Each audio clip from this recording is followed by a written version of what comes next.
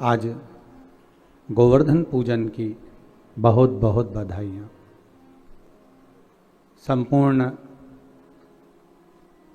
भारतवर्ष में, देश विदेश में विराजमान सभी श्रोता भाई बहनों को भगवान गिरि गोवर्धन नाथ जी के पूजन की बहुत बहुत बधाइयाँ।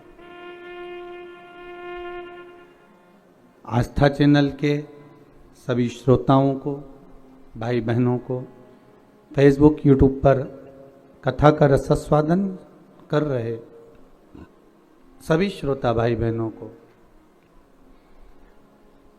भगवान गिरि गोवर्धन नाथ जी के पावन चरणारविंद का रसास्वादन प्राप्त हो, रस तत्व प्राप्त हो। कल अपन सभी ने कथा में श्रवण करा, दीपमाली का उत्सव, दीपावली का पर्व मनाया। 5 दिवसीय शिव लक्ष्मी पूजन का जो क्रम चल रहा है, उसी लक्ष्मी पूजन में आज अपन चतुर्थ दिवस में प्रवेश कर रहे हैं। बड़े सौभाग्यशाली हैं आप और हम, जो भगवान गिरि गोवर्धन नाथ जी के पावन चरणारविंद का रसास्वादन करने का अपन सबको सौभाग्य मिला है। ठाकुर जी की कृपा, दया, उदारता। कल दीपावली का पूजन आप सभी ने करा। आप और हमने मिलकर खूब दीप उत्सव मनाया, माता लक्ष्मी को अपने घर में बुलाया। पर निवेदन है, केवल माता लक्ष्मी को ही अकेले नहीं बुलाना है। हमें माता लक्ष्मी से निवेदन करना है, माँ आप जब गणेश जी को लेकर आए तो बुद्धि के देवता को लाएं। आप जब गणेश जी को लेकर आए तो रिद्धि सिद्धि को भी लेकर आए। श्रेष्ठ बुद्धि, श्रेष्ठ विचार और मन का शुद्ध भाव हमारे भीतर प्रवेश करे। घर में केवल अकेली लक्ष्मी ही श्रेष्ठ नहीं होती। पहले भी कथाओं में कहा कि लक्ष्मी आती है, मना नहीं, पर लक्ष्मी जब घर में प्रवेश करती है तो बहुत सारे अपने कुछ कदम, कुछ चरण, कुछ पांव साथ लेकर आती है कि वो कुछ समय रुककर वापस चली जाती है। उसका कारण क्या है? जैसे नाव में छेद हो जाए, नाव में छिद्र हो जाए, और नाव में अगर छेद हो गया तो उसमें जो पानी भरा रहा है नदी का, उस पानी को निकालने का तरीका आपको आना चाहिए कि जैसे जैसे पानी बढ़ता जाए वैसे वैसे उसको दोनों हाथों से उलीच कर बाहर फेंकते जाइए। अगर वो पानी बाहर नहीं गया तो उस नाव में भराते भराते भराते भराते एक दिन वो नाव डूब जाती है। उसी तरह घर में जब संपदा बढ़े, धन बढ़े, वैभव बढ़े, लक्ष्मी बढ़े, तो इन दोनों हाथों से प्रयोग कर कर कहीं सत्कर्म में हमें लगाते रहना चाहिए, कहीं सत्कर्म की ओर हमें अग्रण्य रहना चाहिए। और भगवान गिरि गोवर्धन नाथ आप सभी पर ऐसी कृपा दृष्टि बनाकर रखे कि आपके घर में वैभव, धन, संपदा, लक्ष्मी खूब कृपा दृष्टि बनाकर रखे। दीपावली के द्वितीय दिवस में भगवान गिरि गोवर्धन नाथ जी के पूजन का महत्व हमको बताया गया। आप सभी के यहां गाय के गोबर के गोवर्धन जी बनते हैं और उनका पूजन हम सब करते हैं। पर इस पूजन का जो प्रमाण दिया गया, इस पूजन की जो महत्वता बताई गई, इस पूजन की जो श्रेष्ठता कही गई, वो हमें प्राप्त होती है श्रीमद् भागवत से। भगवान कृष्ण की अनुपम लीला से, कि जिस समय भगवान कृष्ण ब्रजमंडल में भ्रमण कर रहे हैं, पूरे ब्रजमंडल में घूमते घूमते भगवान कृष्ण आज सारी ब्रजवासियों के यहाँ, गोपियों के यहाँ मिलते हुए आ रहे हैं। तो भगवान सारे ब्रजवासियों के यहाँ जब पहुंचे तो ब्रजवासियों से मालूम करा कि आखिर कारण क्या है जो आपके यहाँ इतना पकवान बन रहा है, इतनी मिठाई बन रही है, इतना इतना साज सजाया जा रहा है। जैसे कल आपसे कोई पूछता या एक दिन पहले आपसे 2 दिन पहले कोई पूछता दीपोत्सव के पहले कि साहब आपने इतना सारा गुजिया बनाया है, पपड़ी बनाई है, खाजा बनाया है, मठरी बनाई है, खुरमे बनाए हैं, खूब सारा सामान तैयार कर कर रखा है आपने, तो ये किसके लिए रखा? तो आप अपने छोटे छोटे बच्चों से कहते हो कि जरा शांति रखो, इसको दीपावली पर तुम्हें प्रसाद में मिल जाएगा।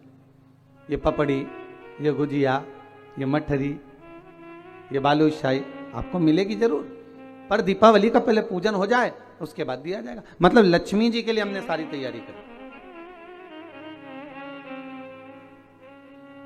और अगर सारे ब्रजवासियों से भगवान कृष्ण पूछ रहे हैं, ब्रजवासियों ने यह नहीं कहा कि हमने लक्ष्मी पूजन की तैयारी करी है, ब्रजवासी तो यह कह रहे हैं कि हमारे यहां इंद्र की पूजन होती है और वो इंद्र के पूजन होती है, तो हम उस इंद्र के पूजन के लिए इतना सारा पकवान तैयार करें। हमने जो इतना सारा भोग तैयार करा है, इतना सारा पकवान तैयार करा है, ये इंद्र की पूजन के लिए करा। तो भगवान कृष्ण ने सारे ब्रजवासियों से बात करते करते करते करते पूछते पूछते तब एक बुजुर्ग, एक बूढ़ी माता के पास पहुंच गए। एक बूढ़ी मां के पास जाकर पूछा, मां आप बताओ कि इतना सारा पकवान क्यों तैयार किया जा रहा है? ये इतना सारा भोग किसके लिए तैयार किया जा रहा है? तो महाराज वो बूढ़ी मां कहती है, अरे कान्हा तुमको नहीं मालूम क्या, अपने यहां दीपावली के इस पावन अवसर पर, अब दीप उत्सव के पावन अवसर पर हम इंद्र की पूजन की तैयारी कर रहे हैं। अच्छा, तो इंद्र के पूजन क्यों? तो कहा वो लक्ष्मी देता है, जल बरसाता है, और जल वृष्टि होती है ना, तो उस जल वृष्टि के बल पर हमें कुछ फसल प्राप्त होती है, चारा प्राप्त होता है, जिससे गौएं चरती हैं, और वो गाय जो चरती है ना, उसका जो दूध मिलता है, उस दूध से हम मक्खन बनाकर अपना यापन करते हैं। भगवान कृष्ण कह रहे हैं, माता जी, ए बूढ़ी मां, अगर देखा जाए तो गौएं तो गोवर्धन पर्वत पर चलती हैं, गौएं तो गोवर्धन पर्वत पर चढ़ती हैं, और वहां की जो दूबा है, घास है, उसी को तो पाती हैं। अरे मां, अगर मान लो गिरी गोवर्धन नाथ नहीं होते, गोवर्धन बाबा नहीं होते, तो तुम्हारी गौओं को भाग कहां से मिलता, और वो दूध कहां से देती, वो मक्खन कहां से देती? मेरे ठाकुर ने इंद्र की पूजन को ये नहीं कि बंद करवाया, मेरे ठाकुर ने तो केवल इतना कहा है कि प्रकृति रहेगी, अगर नदी, तालाब, पहाड़, पर्वत ये रहेंगे तो हमारा भी जीवन यापन सही चलता रहेगा। आज के जमाने में लोग प्रकृति को काटते जा रहे हैं, पेड़ पौधे काटते जा रहे हैं। आज अभी आपको मालूम होगा कि पूर्व में जो कोरोना महामारी निकली है, उस कोरोना महामारी में ऑक्सीजन की कितनी कमी पड़ी। उसका सबसे बड़ा अगर कहीं नुकसान है तो हमने किया, कोई दूसरे ने नहीं करा। कोरोना महामारी के चलते अगर ऑक्सीजन की कमी पड़ी तो हमारे कारण पड़ी। हमने पेड़ पौधे, जितने बड़े बड़े पेड़ पौधे थे, कॉलोनियां बनाना है, रोड बनाना है, मार्ग बनाना है, ये निर्माण करना है, वो निर्माण करना है, अपने सुख के लिए, अपने साधन के लिए हमने उन वृक्षों को काट दिया, हमने उन वृक्षों को नष्ट कर दिया, हमने उन वृक्षों में आग लगा दी। और अभी भी हम बंद नहीं हुए इन वृक्षों को काटने से, अभी भी हम काट रहे हैं। हमारे नदी नाले, तालाब, सरोवर जितने भी बने हुए हैं, इन सारे नदी नाले, तालाब, सरोवर में हमने इतना कचरा पटक दिया, इतना कचरा डाल दिया कि वो नदी नाले अभी तक साफ नहीं हो पाते। सारे अगर हम कर रहे हैं अपना नाश, हम अपने जीवन को नष्ट स्वतः कर रहे हैं, स्वयं कर रहे हैं। क्योंकि प्रकृति है तो हम हैं, और प्रकृति नहीं तो हम भी नहीं। भगवान कृष्ण यही कह रहे हैं, भगवान कृष्ण यही समझा रहे हैं कि मां अगर पूजन करना है तो गोवर्धन नाथ जी का पूजन करने चलो ना। इस गिरिराज पर्वत का, इस गोवर्धन नाथ जी का अपन आनंद से पूजन करें। माता एक बूढ़ी माँ को समझाया, तब यशोदा जी के पास गए और यशोदा मैया के गले में बैया डालकर मेरे ठाकुर जी कह रहे हैं माँ अब आप क्या कर रही हो। माँ कहती है इंद्र के पूजन की तैयारी। माँ इंद्र का पूजन नहीं, गोवर्धन नाथ जी का करो, गिरिराज बाबा का। कौन है गोवर्धन नाथ?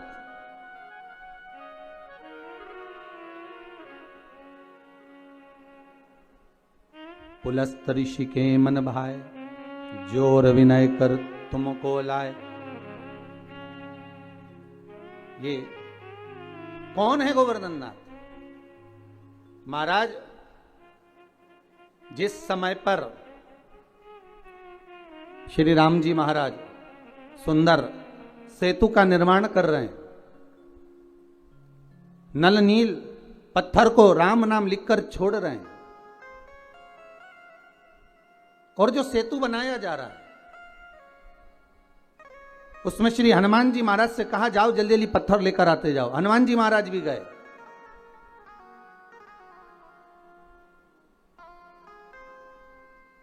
महाराज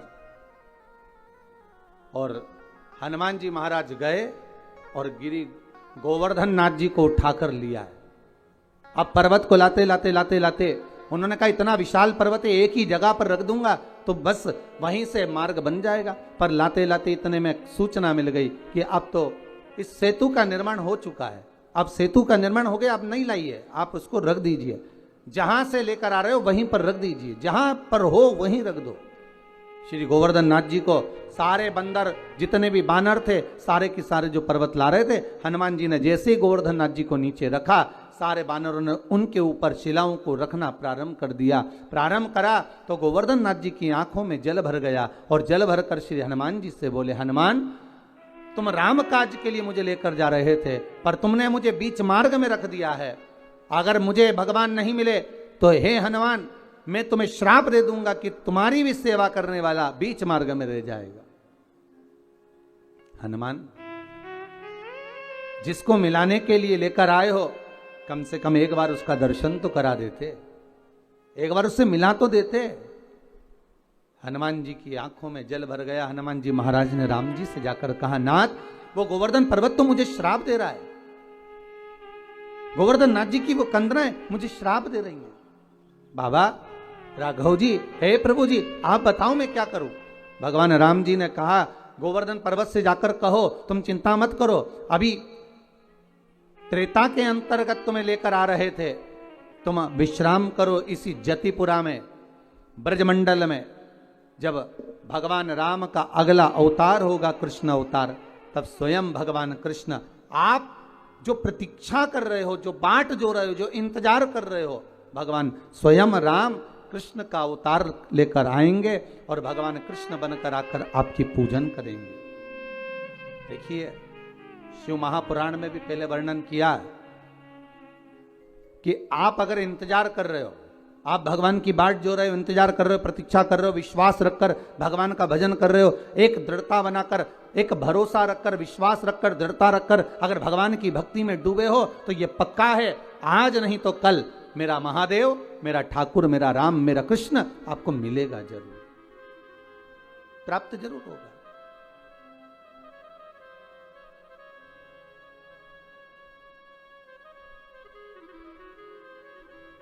वो मिलेगा जरूर महाराज। उसकी प्राप्ति का केंद्र बिंदु है हमारा विश्वास। अगर विश्वास पक्का है, भरोसा यदि दृढ़ है तो परमात्मा क्यों ना आएगा। हनुमान जी जाओ गोवर्धन नाथ जी से कहकर आओ, आप इंतजार करना, बाट जोना, प्रतीक्षा करना, राम अगला अवतार लेकर द्वापर में, कृष्ण अवतार में अवश्य आएंगे। और आएंगे तो आएंगे, दर्शन तो मिलेगा ही, साथ में बड़ी कृपा होगी, हम आपकी पूजन भी कर देंगे। स्वयं पूजन करेंगे। बड़ी करुणा हो। जाओ जरा बोलो, ठीक है। हनुमान जी पहुंचे गिरिराज बाबा के चरणों में। गोवर्धन, श्री गोवर्धन नाथ, अये गोवर्धन नाथ। गोवर्धन जी बोले, आइए हनुमान जी, कैसे आना हुआ? हनुमान जी कहते हैं, मैंने पूछ कर आया हूं श्री राघव जी से, श्री राम जी महाराज से आज्ञा लेकर आया हूं। केवल आपको दर्शन नहीं देंगे, मेरे राम जी जब कृष्ण अवतार लेकर आएंगे तब आपकी स्वयं पूजन भी करेंगे। शास्त्र कहता है, विश्वास रखने वाला, प्रतीक्षा रखने वाला, दृढ़ता रखने वाले के लिए भगवान केवल खाली हाथ नहीं आते, कुछ ना कुछ देकर ही जाते, कुछ ना कुछ प्रदान करके ही जाते। और मेरे ठाकुर जी ने वही करा। आज मैया यशोदा से मेरे भगवान कह रहे हैं, मैया गोवर्धन नाथ जी का पूजन करो। कौन गोवर्धन? अरे जिस पर्वत पर गौएं चरती हैं, जिसका दूध हम प्राप्त करते हैं गौओं का, और उससे माखन बनाकर अपना यापन करते हैं, मां उस गोवर्धन नाथ जी का पूजन करो। कान्हा, लाला, तुझे मालूम है इंद्र की अगर पूजन नहीं करेंगे तो वो कितना क्रोध करेगा? भगवान कहते हैं, मैया अगर देवता क्रोध करे तो वो देवता ही नहीं हो सकता, क्योंकि क्रोध तो असुरों में भरा होता है, राक्षसों में भरा होता है। जिसको क्रोध आए वो देवता नहीं हो सकता।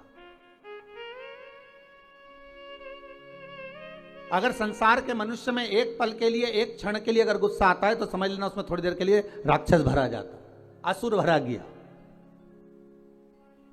एक क्षण के लिए उसकी असुर प्रवृत्ति हो गई।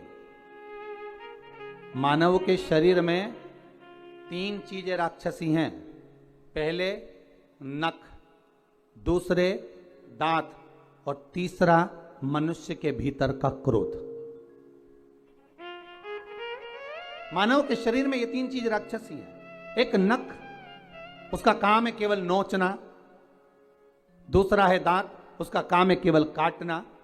और एक है क्रोध, जिसके माध्यम से अपशब्द कहना, ताने देना, या किसी के लिए कुछ बोल देना, उसके लिए निंदा, उसके लिए अपशब्दों का कुछ पिटारा धर देना।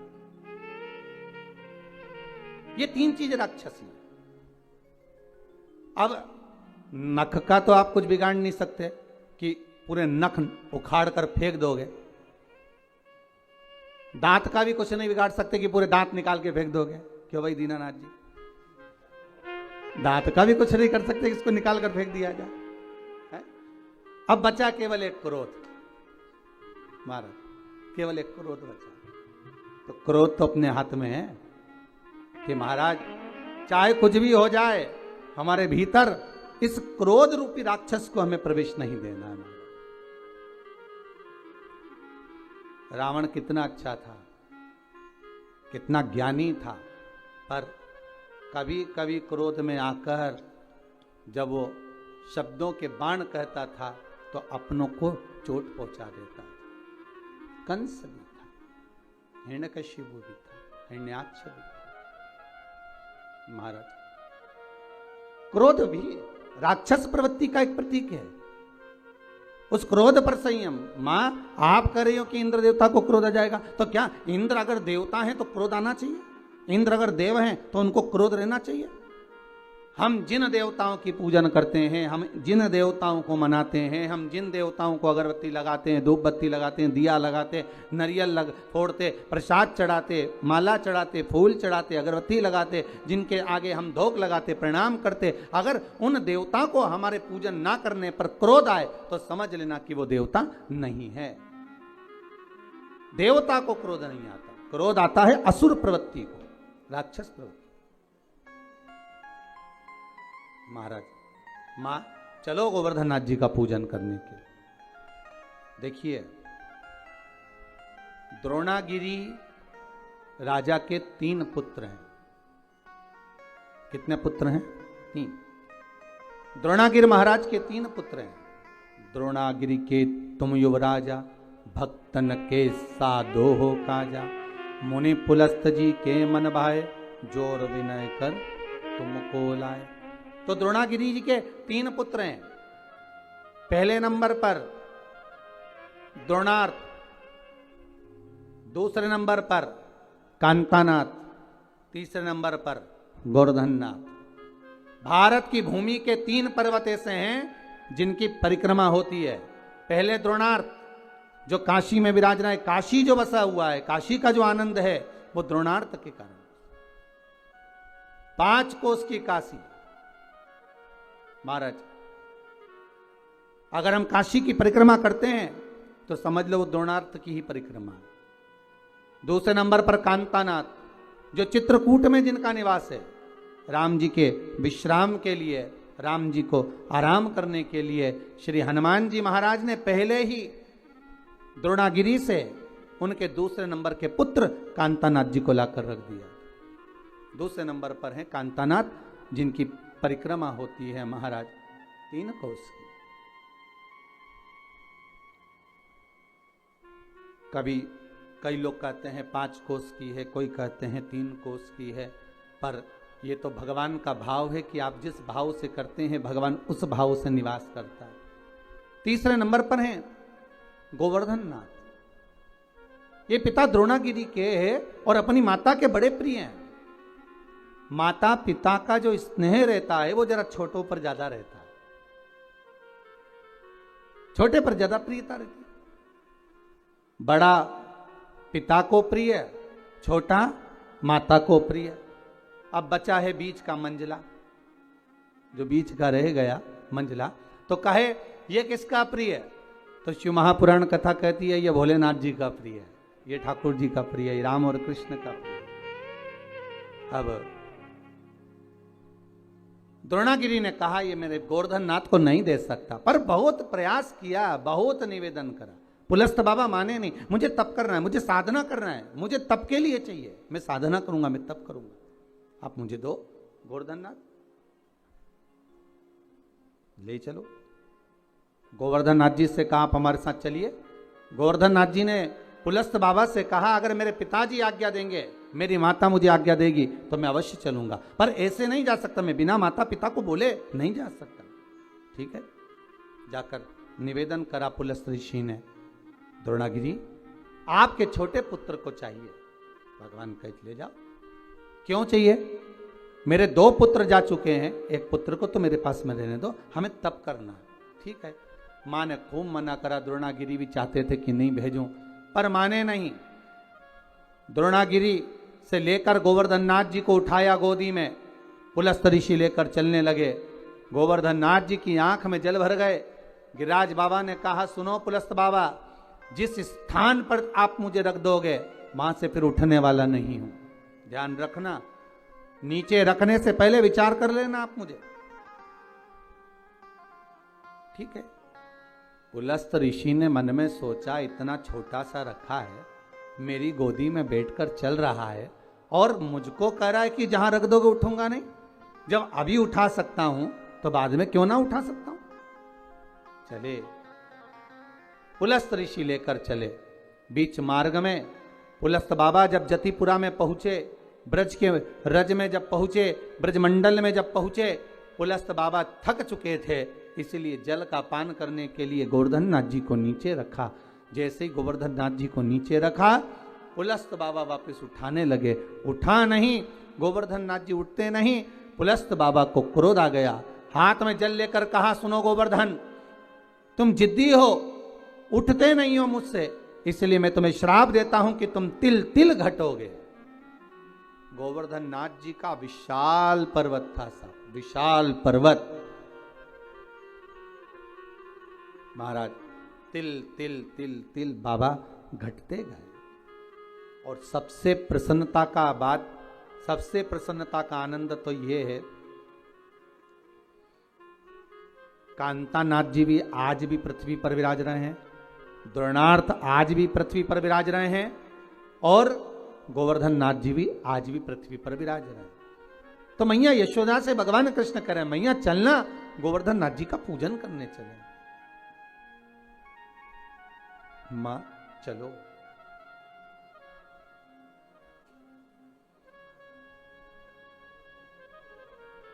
मां चलो गोवर्धन नाथ जी का पूजन करने। मैया ने कहा लाला चलने को तो चल चले, पर पहले नंद बाबा को आन दे, तेरे बाबा आएंगे और वो आज्ञा देंगे तो हम चलेंगे। मैया आप चलो तो मैया ने सारा साज सजाया, जितना सामान था सब रख लिया, भोजन का जो भी सामग्री सिद्ध हुई थी वो रख ली। चले गिरि गोवर्धन नाथ जी का पूजन करने चले महाराज। भगवान गोवर्धन नाथ जी के चरणों में माता यशोदा को लेकर, ब्रजवासियों को लेकर भगवान कृष्ण पहुंच गए और गिरिराज बाबा की पूजन करने के लिए बैठ गए। अब ध्यान दीजिएगा महाराज, यहां पर भगवान कृष्ण गोवर्धन नाथ जी के सामने सारी सामग्री लेकर जो जो बनाकर लाए थे सब रख दिया और सब रखकर हाथ जोड़कर बैठ गए। अब भगवान सारे ब्रजवासी आपस में बात कर रहे, इस पत्थर में से कोई देवता निकलेगा, पर्वत में से कोई देवता निकलेगा। अब देवता कैसे निकले? सारे ब्रजवासी बात करने लगे, ये नंद बाबा को छोरा ने तो पूजन करा दी, पर इसमें से कोई देवता निकलेगा ही नहीं। इंद्र होते तो अभी तक खाकर चले जाते, भोजन कर कर चले जाते। जब भगवान प्रकट ही नहीं हो रहे, भगवान कृष्ण ने हाथ जोड़ा, हे गोवर्धन बाबा बड़ी कृपा करिए दयालु दाता, आइए प्रकट होइए, ब्रजवासी आपके लिए इतना सामग्री बनाकर लाए हैं, आप पाइए। भगवान कृष्ण का तो कहना ही था, भगवान कृष्ण का ही एक अंश अवतार गोवर्धन पर्वत में से प्रकट हो गए गिरिराज बाबा। हजारों हाथ कर लिए, भोजन करना प्रारंभ करा। जैसे ही भोजन करना प्रारंभ करा, सारे पात्र खाली होने लगे, ब्रजवासी आपस में बात करने लगे। हे भगवान बड़ा गजब हो गया, इंद्र था तो भोजन करने के बाद थोड़ा छोड़कर भी जाता था, ये तो पूरे की पूरे बर्तन की बर्तन निपटा दे रहा है, ये तो सब खाया जा रहा है, सारा पाया जा रहा है। भगवान कृष्ण ने शब्द सुना तो भगवान हाथ जोड़कर बोले, हे गोवर्धन नाथ दादा कृपा करिए बाबा, इन ब्रजवासियों के लिए थोड़ा सा प्रसाद छोड़ दीजिए। गोवर्धन नाथ जी ने आवाज कर कर कहा, आकाशवाणी कर कर कहा, सुनो कृष्ण, इन ब्रजवासियों ने मेरे को खाने से रोका है, इसलिए आज के बाद मैं केवल भाव से जीवने के लिए आऊंगा। और महाराज तब से मेरे गोवर्धन नाथ भाव से जीवते। आप भी अपने घर में जब भोग लगाते हो, एक कटोरी सामग्री बनाकर भगवान के सामने रख दो और एक कटोरी सामग्री बनाकर अलग रख दो। दोनों में जो स्वाद होगा, जो भगवान के सामने रखी है उसका स्वाद अलग होगा, जो अलग से रख दी फ्रिज के ऊपर, फ्रिज के अंदर, उसका कोई स्वाद नहीं है, पर भगवान के सम्मुख में जो पहुंच गई उसका स्वाद बढ़ गया। भंडारे की पूड़ी, भंडारे की सब्जी घर में बनाकर खाओगे वो आनंद नहीं आएगा, पर वही सब्जी भंडारे की प्रसाद की पाओगे उसका स्वाद बढ़ जाएगा महाराज, क्योंकि उसमें भगवान पा लेता है, भाव से पाता है, भाव से। महाराज अब भगवान कृष्ण ने जो ब्रजवासियों के साथ में मिलकर गोवर्धन नाथ जी का पूजन किया है, आज ही के दिन गिरिराज पूजन के दिन, दीपावली के दूसरे दिन जो गिरिराज बाबा का पूजन किया गया, वही गोवर्धन पूजन की कथा आज चल रही है, वही गोवर्धन चरित्र। जरा ध्यान दीजिएगा, गोवर्धन पूजन के दिन जो भगवान कृष्ण ने ब्रजवासियों के साथ मिलकर भगवान कृष्ण को भोग लगाया, गोवर्धन नाथ जी को भोग लगाया, वो 56 भोग नहीं था, वो अन्नकूट था। इसलिए आज भगवान गोवर्धन नाथ जी का अन्नकूट महोत्सव का एक आनंद है। 3 भोग होते हैं, अन्नकूट, 56 भोग और कुनवाड़ा। महाराज दीपावली के दूसरे दिन जो आप भगवान को भोग लगा रहे हो ये अन्नकूट है। 56 भोग कब लगे? जब भगवान कृष्ण ने गोवर्धन पर्वत को अपनी उंगली पर लिया, 7 दिवस तक जलवृष्टि हुई। 7 दिवस भगवान पर्वत को अपने उंगली पर धारण कर कर रखे। एक दिन में मेरे श्री जी बाबा को, मेरे ठाकुर को, मेरे कन्हैया को, मेरे कृष्ण को एक दिन में 8 बार भोजन आता है।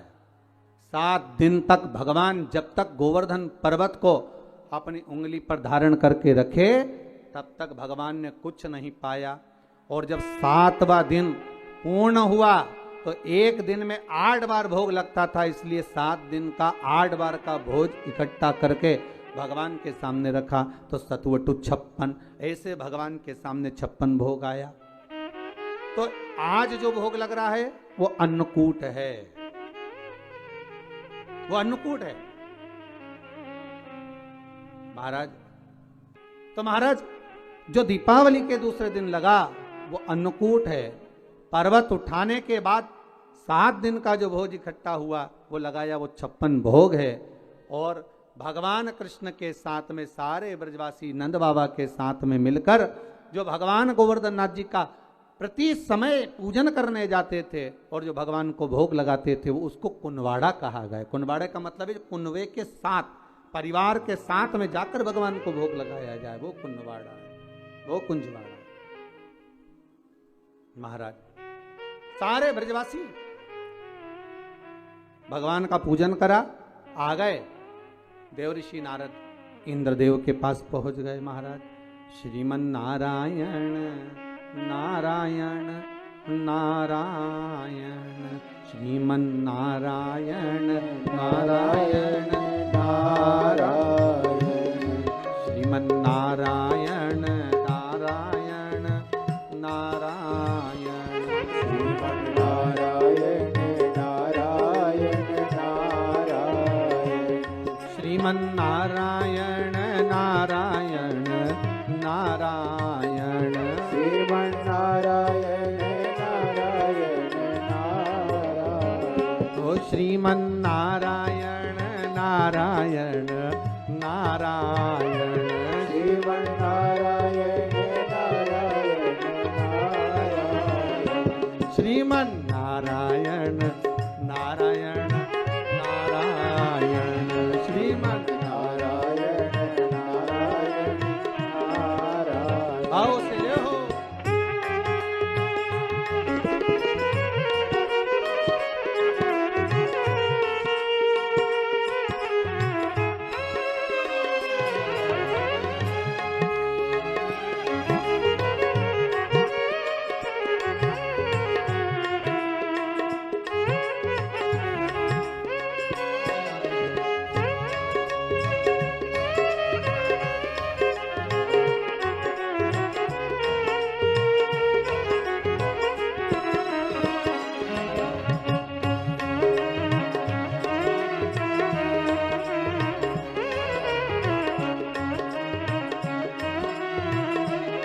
श्री नारद जी महाराज पहुंच गए। नारद जी ने कहा इंद्रदेव आपको मालूम है पृथ्वी पर आपका पूजन होता था, अब आपका पूजन बंद हो गया, ब्रजवासियों ने बंद कर दिया। किसके कहने पर? कहा नंद बाबा के छोटे से पुत्र के कहने पर तुम्हारा पूजन बंद कर दिया। इंद्र को क्रोध आया, अपार जलवृष्टि कराई, खूब जल, कहते हैं इतना जल गिरवाया और ऐसी मोटी मोटी बूंदें गिरवाई कि गोवर्धन नाथ जी के पत्थर की शिला पर, पर्वत पर आज भी बूंद के निशान हैं जो इंद्र ने बरसवाई। सोचिए पर्वत पर पानी की बूंद के निशान है तो सांसारिक जीव का क्या हुआ होगा। जब क्रोध बरसता है तो ना जाने कितनों को लेकर चला जाता। क्रोध जब बरसता, क्रोध आया, सोचा अब क्या करा जाए। सारे ब्रजवासी भगवान कृष्ण के पास गए। लाला तूने गोवर्धन नाथ जी का पूजन कराया था, लाला अब बचा ले। कन्हैया कहते हैं ब्रजवासियों, जिसको तुमने अगरबत्ती लगाई, जिसको तुमने धूप बत्ती लगाई, जिसको तुमने दिया लगाया, जिसका तुमने पूजन करा, चलो उसकी शरण में चलते हैं। सारे के सारे उस गिरिराज बाबा की शरण में चले। बाबा गोवर्धन नाथ जी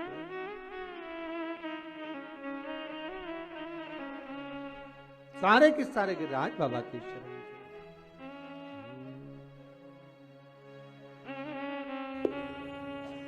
सब के सब मिलकर गिरिराज बाबा के चरणारविंद में जाने लगे और बाबा के चरणों में पहुंचकर निवेदन करा है। गिरिराज बाबा से कहा बाबा जलवृष्टि हो रही है, कृपा करिए। भगवान बोले, गोवर्धन पर्वत में से आवाज आई, कृष्ण मैं हल्का हो जाता हूं तो अपनी छोटी सी उंगली पर मुझे धारण कर लो। भगवान कृष्ण ने गोवर्धन नाथ जी को अपनी छोटी सी उंगली पर धारण करा। 7 दिवस बरखा भारी हुई, तब जाकर इंद्र क्षमा मांगने आए और गोवर्धन नाथ जी को भूमि पर रखकर भगवान कृष्ण ने कहा, गोवर्धन नाथ जी, कली में तुम सम देव ना दूजा, सुर नर मुनि सब करते पूजा। हे गोवर्धन नाथ, कलयुग में तुम्हारे समान कोई देव नहीं होगा। संसार के लोग आपकी पूजन कर कर सुख पाएंगे।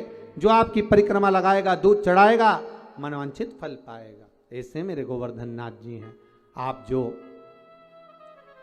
4 दिवसीय, आज चौथा दिवस है लक्ष्मी पूजन का, 3 दिवसीय जो पहले पूजन कर चुके हैं, आज चौथा दिन, जो पूजन की थाली आपने सिक्के रख रखे हैं, उसी पूजन की थाली में जल का छींटा देकर रोली चावल मोली हल्दी से पूजन करना है। लाल पुष्प समर्पित करना है। 2 हल्दी की गठान, 2 कमल गट्टे,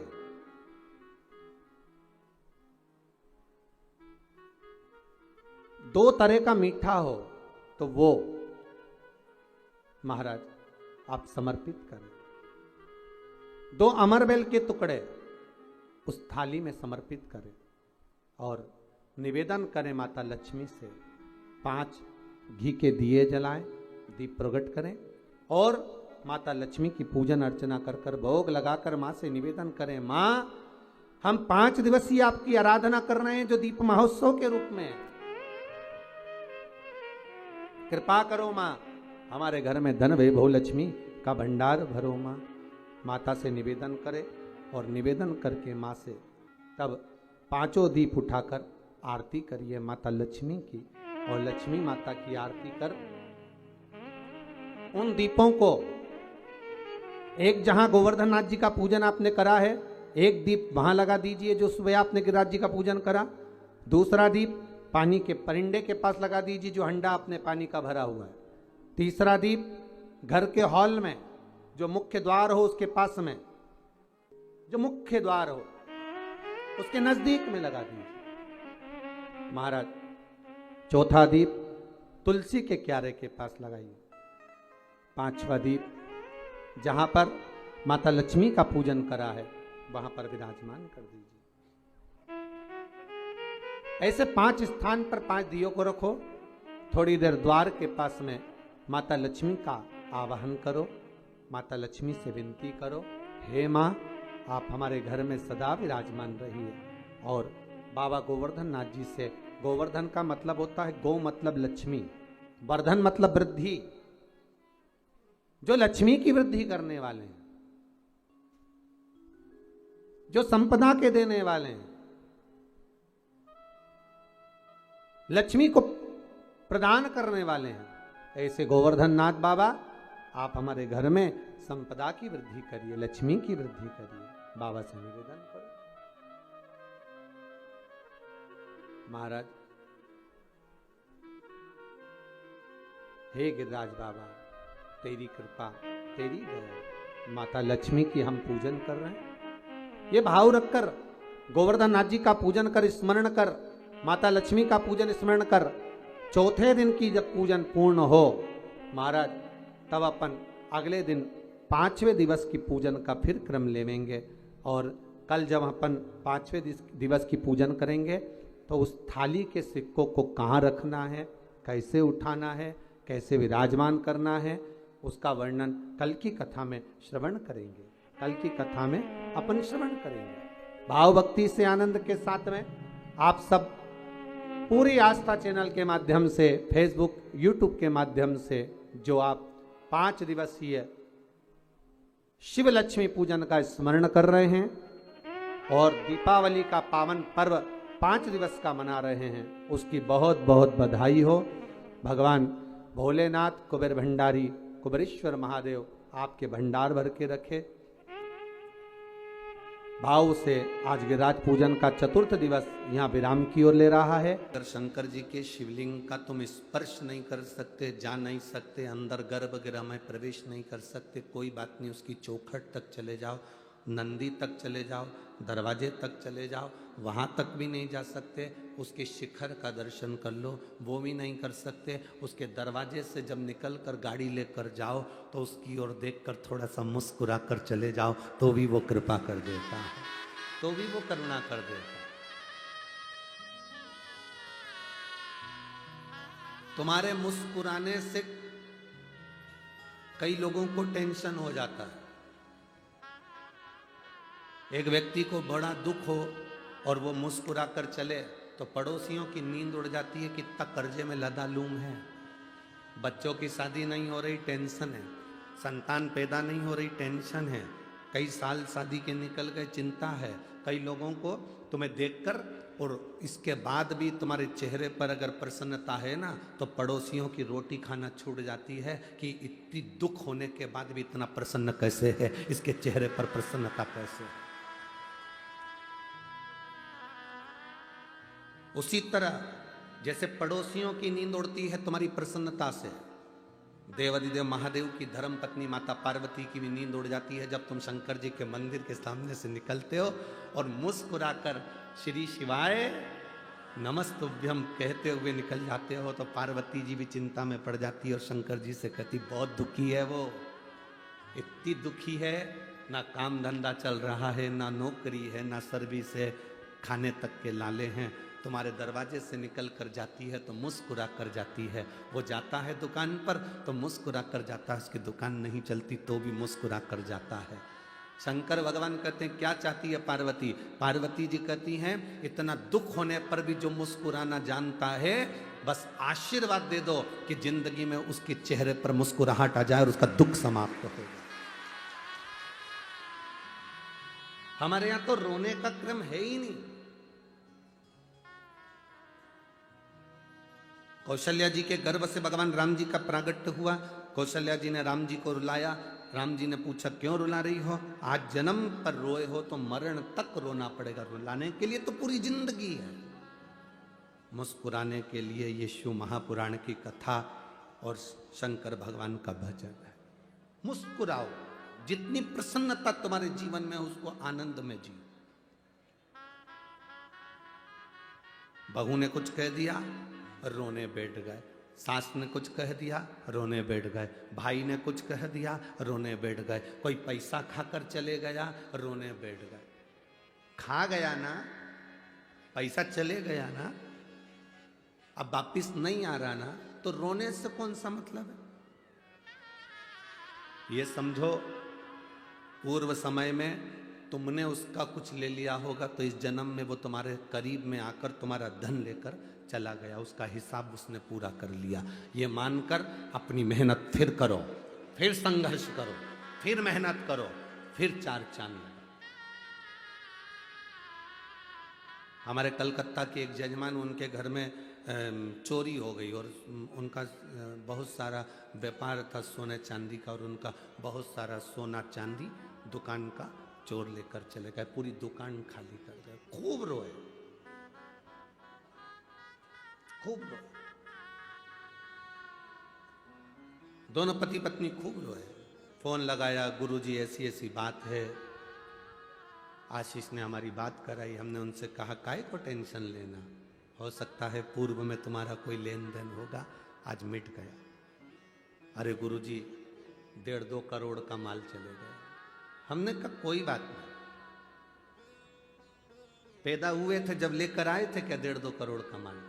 नहीं लाए थे ना, मेहनत करी ना तुमने, 1.5-2 करोड़ रुपए की दौलत बनाई ना तुमने, दुकान सजाई ना तुमने, दुकान खरीदी ना तुमने, व्यापार किया ना तुमने, कोई दूसरे ने तो नहीं कर दिया, तुमने खुद मेहनत कर कर ये 1.5-2 करोड़ का शान सत्ता जमाई थी। चले गई, कोई बात नहीं, फिर मेहनत करना। अब की 2 करोड़ की थी, अब 8 करोड़ की वो देगा, तुम मेहनत कर। किस बात के लिए रो रहे हैं? अब सौंप दिया इस जीवन का सब भार तुम्हारे हाथों में, हे हार तुम्हारे हाथों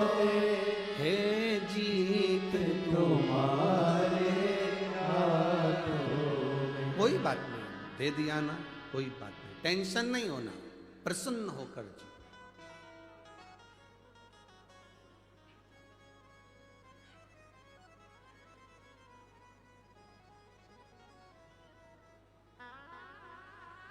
आप जितनी प्रसन्नता से अपने जीवन को जियोगे उतनी आनंदता का सुख आप भोगे,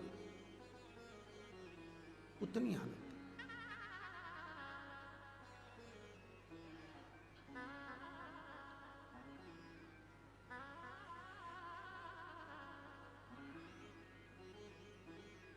अब शिव कथा कह रहे, अंजना माता के गर्भ से संतान का सुख नहीं था। गौतम बाबा के पास जाकर उन्होंने निवेदन करा, पिताजी मेरे को संतान का सुख नहीं। बाबा ने कहा केवल एक काम कर, पार्थिव शिवलिंग का निर्माण कर और पूजन कर, पार्थिव का पूजन कर। मेरी जीजियों, मेरे नासिक के जीजाओं और मेरी बेटियां, बहनें, भाई, मेरे बेटाओं, तुम्हें लग रहा है अपनी जिंदगी में कि दुख मिट नहीं रहा, थोड़ा प्रयास, संघर्ष करना, कर्म करना, मेहनत करना। ऐसी वैसी जगह पर मत चले जाना कि कोई तुम्हारे ऊपर छड़ी घुमाकर नीचे से सोने के हंडे निकाल दे। बहुत मुश्किल है सोने के हंडे निकलना। मेहनत करोगे तो सोने के क्या, हीरे के अंडे निकल जाएंगे, उसमें क्या दिक्कत। इधर उधर नहीं पढ़ना, अपना फालतू प्रपंच में नहीं पढ़ना। हमारा शास्त्र कहता है जब दुख की घड़ी में माता अंजना, श्री हनुमान जी महाराज की माता, माता अंजना, जिनके घर में संतान का सुख नहीं हुआ, बहुत अवस्था माता अंजना की निकलती चली गई, औलाद नहीं हुई, तब माता अंजना भी अपने पिता के पास जाकर बैठी और पिता ने कहा तू चिंता मत कर, पार्थिव शिवलिंग का निर्माण कर। जब तुम्हारे जीवन में कष्ट आए, धन नहीं आ रहा, व्यापार नहीं बढ़ रहा, तकलीफें आ रही, पार्थिव शिवलिंग का निर्माण करो। मेरे राम जी अयोध्या से चले लंका तक, बीच में उन्होंने पार्थिव शिवलिंग का, जहां जहां रुकते थे वहां पार्थिव शिवलिंग का निर्माण करते थे, क्योंकि उनकी जिंदगी में उनको मालूम था कि दुख बहुत है। 14 वर्ष का वनवास मुझे झेल दिया गया है, वो 14 वर्ष का वनवास मुझे झेलना है, दुख बहुत है। इसलिए उन्होंने भगवान शंकर की पूजन करी। भगवान कृष्ण ने एक बार भी पांडवों से ये नहीं कहा कि तुम इस देवता की पूजन करो कि उस देवता की पूजन करो। पांडवों से कहा गया तुम शंकर जी की पूजन करो। जितने भी पांडवकालीन मंदिर मिलेंगे शंकर जी के मिलेंगे। पांडवों ने जो मंदिर का निर्माण करा वो शंकर जी का करा। भीम ने मंदिर बनाया, युधिष्ठिर ने मंदिर बनाया, अर्जुन ने मंदिर बनाया, नकुल सहदेव ने मंदिर बनाया, सब शिव के मंदिर। पांडव शंकर जी का अनुमोदन करते थे तो पांडवों को भी वो सुख प्राप्त हुआ, वो सुख मिला पांडवों को।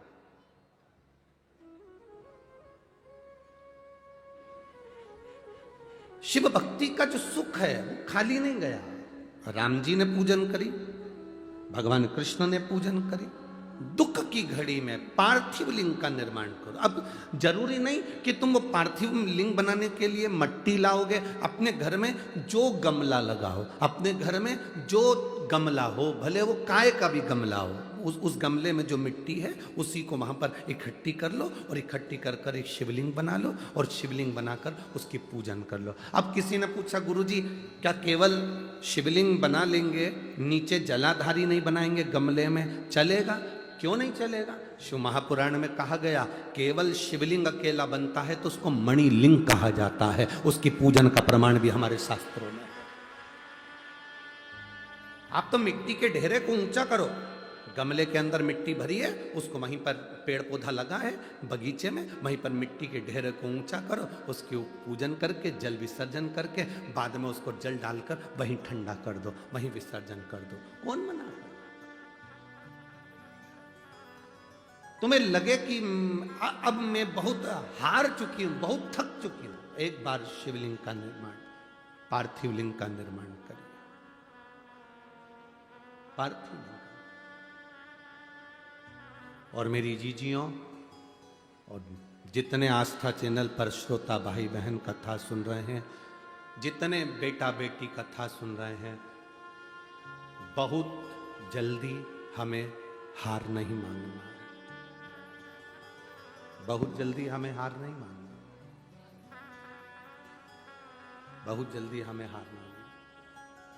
अगर जीवन में दुख है, संघर्ष की जिंदगी जी रहे हो और कोई रास्ता नजर ना आए, तो एक बार कुबेरेश्वर धाम पर आकर 5 कंकर उठाकर उसकी पूजन, जहाँ कंकर शंकर की भूमि है वहाँ बैठकर बाबा से प्रार्थना कर कर उस कंकर शंकर को नमन कर कर एक बार उससे दिल से कह कर आ जाना, बाबा कुबेर भंडारी ऐसा भंडार भरना मैं 3 महीने में वापिस सजाऊं, ऐसी कृपा कर। ये बैग जो मैं लेकर आया हूं इसको खोलूंगा नहीं मैं, इसको मैं अब 3 महीने के अंदर वापिस आऊंगा तभी खोलूंगा, बैग भी नहीं खोलूंगा, मैं नहीं खोलूंगा।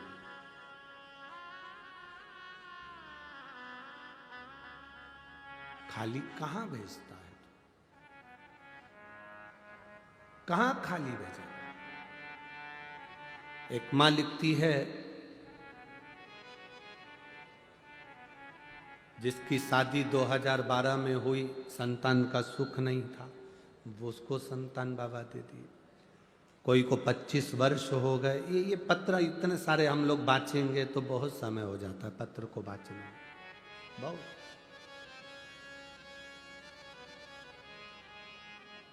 आप जितनी भक्ति करोगे उसका बल बढ़ेगा। हमें भटकना नहीं मार्ग से। दुनिया के लोग तुम्हारे रास्ते को रोक देंगे, तुम्हें टेंशन नहीं लेना है। तुम जल चढ़ाने के लिए जाओगे, अब शब्द कहेंगे, टेंशन नहीं लेना। एक पत्र किसी ने लिखा,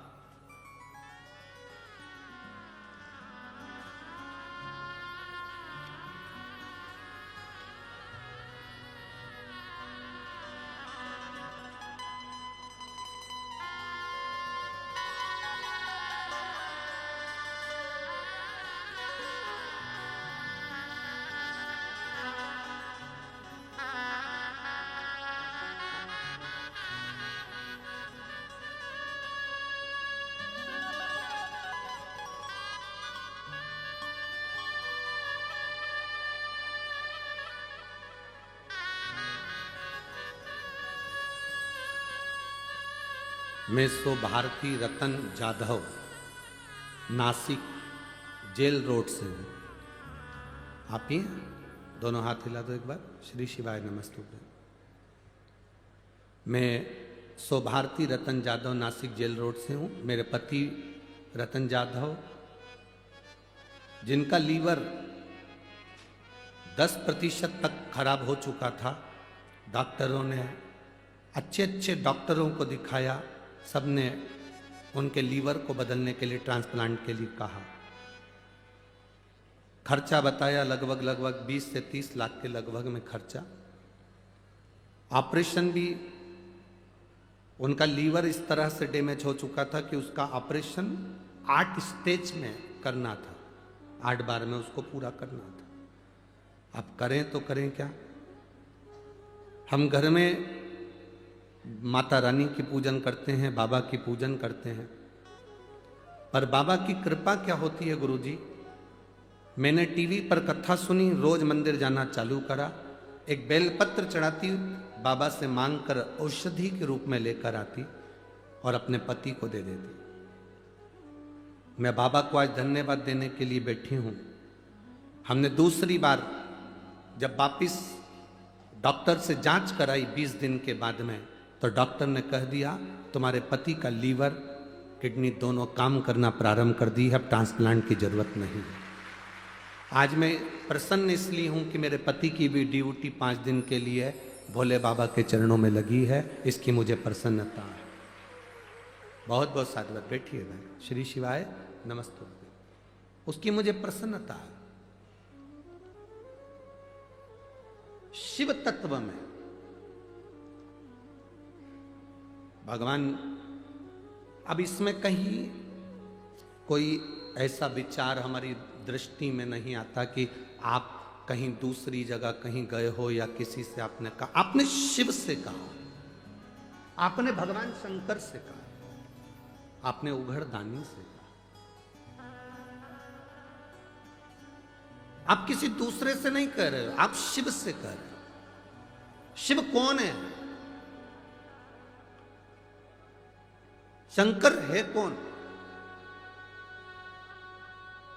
मेरी जितनी जीजियां बैठी हुई हैं, जितनी मेरी बेटियां बैठी हैं, आप शंकर को अपना पिता मानना। जैसे अपने पिता से मायके में जाकर बात करते हो, वैसे शंकर से अपने दिल की बात करना, उसको दिल से रिझा। ये तुम्हारा बाबुल है, ये तुम्हारा पिता है, ये तुम्हारा बाप, तुम्हारा पिता, तुम्हारा बाबुल है, ये तुम्हारा भाऊ है। प्रेम से जाकर उससे कहो, सुनेगा। हम उससे भगवान नहीं मान रहे, हम उसको पिता मान रहे हैं। और पिता से दिल की बात कही जा सकती है, पिता से अपने मन की बात हम कह सकते हैं, अपने दिल की बात हम अपने बाबुल से, अपने पिता से कह सकते हैं।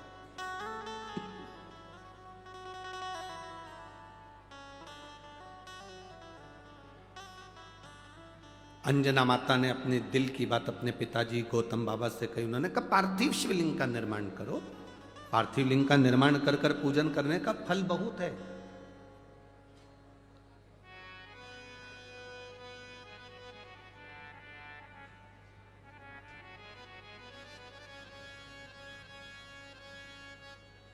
हमने पूजन के कई विधान बताए आपको।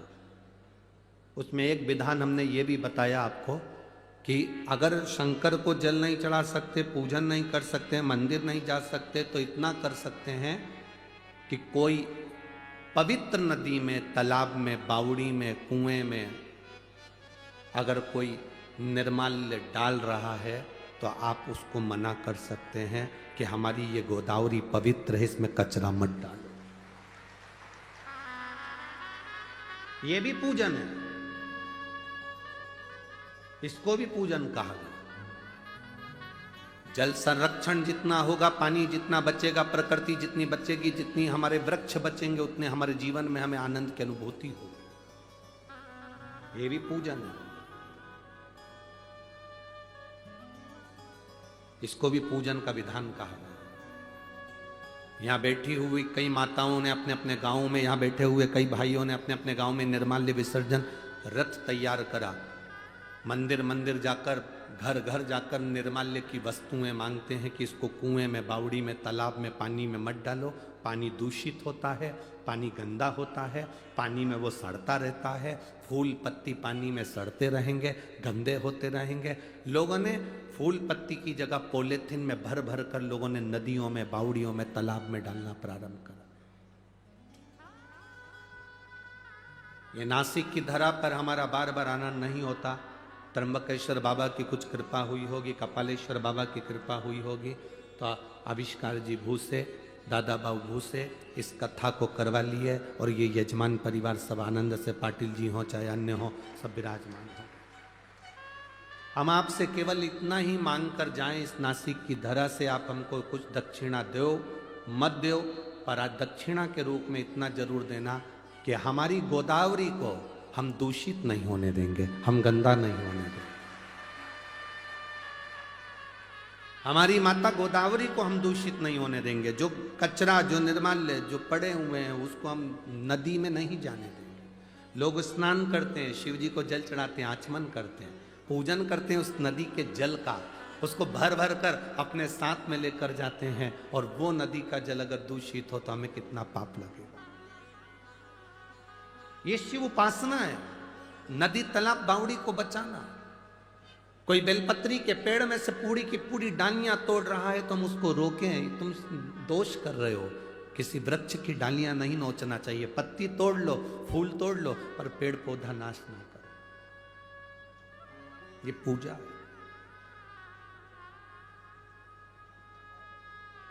तुम निर्माल्य विसर्जन का रथ नासिक वाले नहीं चला सकते तो एक नियम बनाओ, गोदावरी के तट पर, घाट पर हफ्ते में एक दिन जाएंगे और गोदावरी के घाट पर जितना कचरा पड़ा होगा, जितना भी निर्माल्य सामग्री पड़ी होगी, जितनी पॉलीथीन पड़ी होगी, चप्पल पड़ी हो, कपड़े पड़े हो, सबको उठाकर हम ले जाकर एक साइड डाल दें। हम अपनी पवित्र नदी को पवित्र बनाकर रखेंगे, हम अपनी शुद्ध नदी को शुद्ध बनाकर रखेंगे। उसकी एक सुख का, एक आनंद का हमारे पास।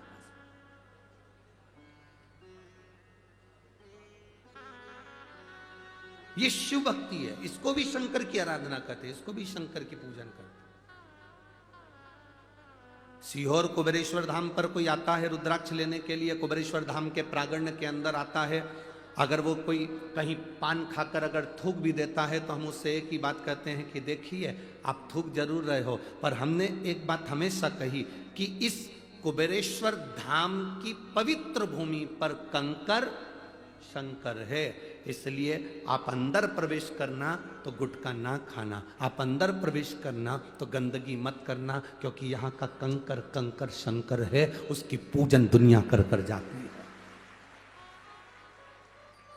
उसकी पूजन दुनिया कर कर जाती है।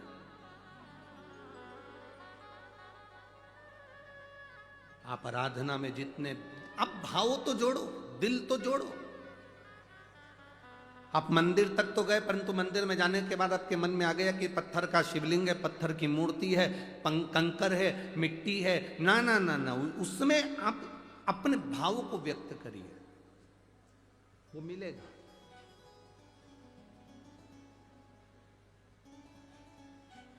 एक पत्र हमारे पास में भेजा था, यहाँ पर कोई एक माँ लगभग 48 वर्ष की कोई महिला आई हुई है, कोई 48 वर्ष या कितने वर्ष के हमें स्मरण में नहीं है। धूलिया में उसने कोई मन्नत मांगी थी, भगवान से प्रार्थना करी थी, और धूलिया की कथा में बैठकर उसने प्रार्थना करी थी अगर मेरी मन्नत पूरी हो जाएगी तो जहाँ कथा होगी वहाँ पैदल जाऊंगी। तो कथा नासिक में थी तो यहाँ तक वो पैदल आई है। कहीं बैठी हो तो, कहीं बैठी हो तो हाथ हिला सकती है। आप ही हैं? आ जाओ दोनों जने, आ जाओ। तो झंडा वंडा लाए हो आप लोग, अपना वो ले आओ, आ जाओ आ जाओ आ जाओ। नासिक धूलिया से पैदल आई, केवल कथा के पंडाल में बैठकर जो मांगा था बाबा ने वो पूर्ण कर दिया। तो उसने अभी मौका पाकर उसने कहा 200 किलोमीटर दूर है, पैदल पैदल चलकर पहुंच शिव तत्व की प्राप्ति। क्या देगा वो उसके ऊपर निर्भर करता है, कैसे देगा वो उसके ऊपर निर्भर करता है, वो उसके ऊपर निर्भर करता है। महाराज खाली ना जाता कोई दर से तुम्हारे, खाली ना जाता कोई दर से तुम्हारे, मैं भी खड़ा हूँ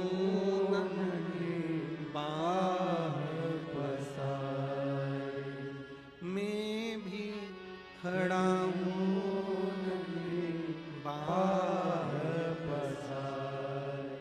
अपने हृदय से लगा लो गिरा जा रहा उठा लो भोले अपने डर से अब तो न टालो, गिरी जा रही हो उठा लो उठा। शिव कथा कर रहे, भगवान शंकर की कथा वर्णन कर रहे। अंजना माता के गर्भ से संतान नहीं थी, गौतम बाबा ने पार्थिव लिंग की निर्माण पूजन का वर्णन किया। पूजन करी, राजा केसरी ने पूछ लिया अंजना को, क्या कर रही हो तुम? ये संतान के लिए शिवलिंग का पूजन है, पार्थिव लिंग का पूजन। संतान के लिए? हाँ, पार्थिव लिंग का पूजन। हाँ, पहले कैसरी अंजना के साथ में, माता अंजना जी के साथ में बैठकर शिवलिंग का पूजन नहीं कर रहे थे। कैसरी बाबा पहले माता अंजना जी के साथ में बैठकर शिवलिंग का पूजन नहीं कर रहे थे, पर जब माता अंजना के पूजन को देखा कैसरी बाबा ने, जब माता अंजना के पूजन को कैसरी बाबा ने जब देखा तब माता अंजना के पूजन को देखकर केसरी बाबा ने विचार कर लिया कि अब मैं भी अंजना माता के साथ में बैठकर शिव की आराधना करूंगा, शिवलिंग की पूजन करूंगा। मैं भी अंजना माता के साथ में बैठकर शंकर की आराधना करूंगा, शिवलिंग की पूजन करूंगा। लग गए। अब माता अंजना भी शंकर के पार्थिव लिंग का निर्माण करी है। केसरी बाबा उनके नजदीक में बैठकर शंकर भगवान के शिवलिंग का पूजन कर रहे हैं। केसरी बाबा शिवलिंग का पूजन अर्चना कर रहे हैं, आराधना कर रहे हैं। दोनों ने मिलकर भगवान शंकर की पूजन करी। सावन के महीने की जब शिवरात्रि आती है, श्रावण के महीने की शिवरात्रि के दिन टीवी चैनल के माध्यम से, आस्था चैनल के माध्यम से, मोबाइल फेसबुक के माध्यम से पूरे भारत में आप और हम सब मिलके शिवलिंग की पूजन करते हैं, पार्थिव लिंग का निर्माण करते हैं। करते हो ना आप लोग? साल भर में एक दिन ऐसा होता है जिस दिन पूरा भारत घर घर में शिवलिंग का निर्माण करते हैं और घर घर में शिवलिंग का निर्माण कर कर ऑनलाइन भगवान शंकर का अभिषेक पूजन कर कर अपने जीवन को धन्य बनाते हैं। उस शिवलिंग पूजन का क्या फल होता है, उस शिवलिंग के पूजन का क्या आनंद होता है, ये वही जान सकता जिसने निर्माण करा है, जिसने पूजन करा।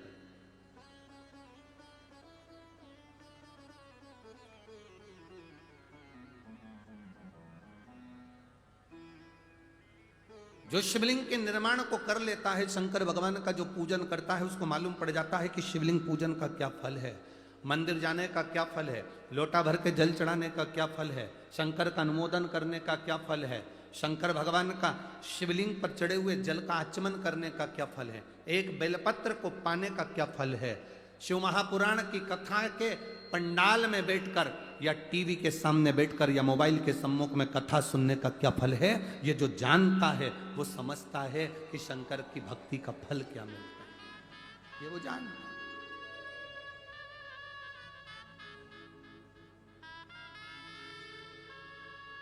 शिव भक्ति के फल। माता अंजना शिवलिंग की आराधना कर रहे, केसरी बाबा साथ में बैठकर भगवान शंकर के शिवलिंग की आराधना कर रहे हैं, पूजन। अब स्वयं आराधना करते करते करते करते समय बीत गया। आप और हम थक जाते हैं। हमें लगता है 1 महीना हमने जल चढ़ा लिया, बहुत चढ़ा लिया। 2 महीना हमने जल चढ़ा लिया, बहुत चढ़ा लिया। 3 महीना हमने भगवान का जल चढ़ा लिया, बहुत चढ़ा लिया। 1 बार कथा सुन ली, बहुत सुन ली। 2 बार कथा सुन ली, बहुत सुन ली। 3 बार कथा सुन ली, बहुत सुन ली। ध्यान देना, उदर की तृप्ति भोजन से, पेट भरने के लिए रोज भोजन करना जरूरी है और आत्मा की तृप्ति के लिए रोज कथा सुनना जरूरी है। प्रतिदिन सुनो, प्रतिदिन प्रतिदिन श्रवण करो।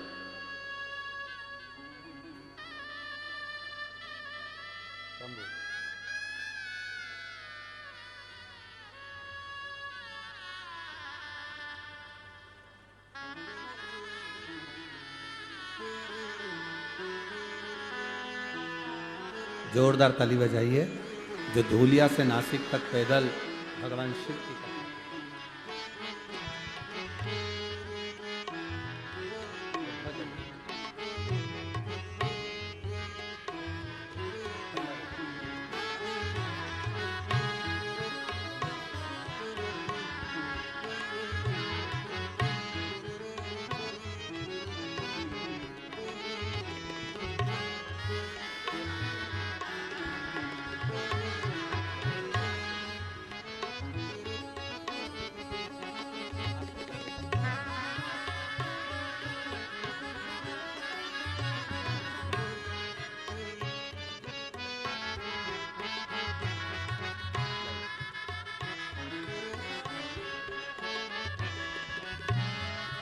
अनीता देवरे, तो श्री समाधान कांकुणी, श्री गोपाल देवरे जी, ये सभी लोग पैदल यहाँ तक बाबा के धाम तक पहुँचे।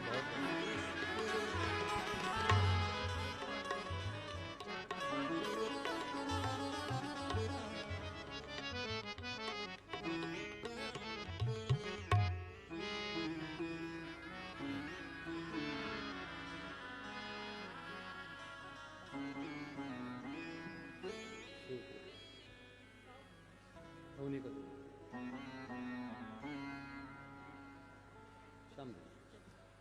शिव कृपा इसी को कर।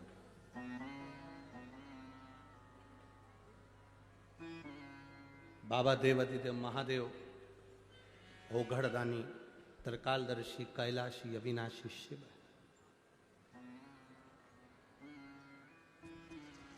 अब धूलिया की कथा को कितने दिन हुए होंगे, पंडाल में बैठकर जो मांगा गया वो बाबा देता है।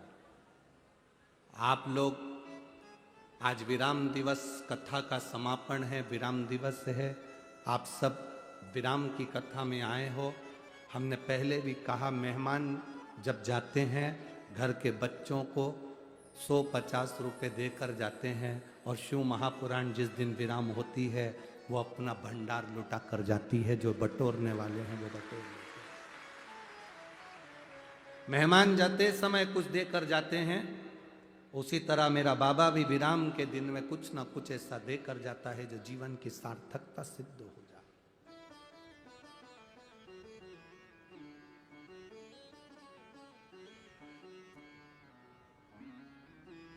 आप दिल से उसको पुकारेंगे, वो दिल से देता है, वो दिल से प्रदान करता है। वो देने में पीछे नहीं हटता। दुनिया कंजूसाई कर ले, पर देवादिदेव महादेव कंजूसाई नहीं करता।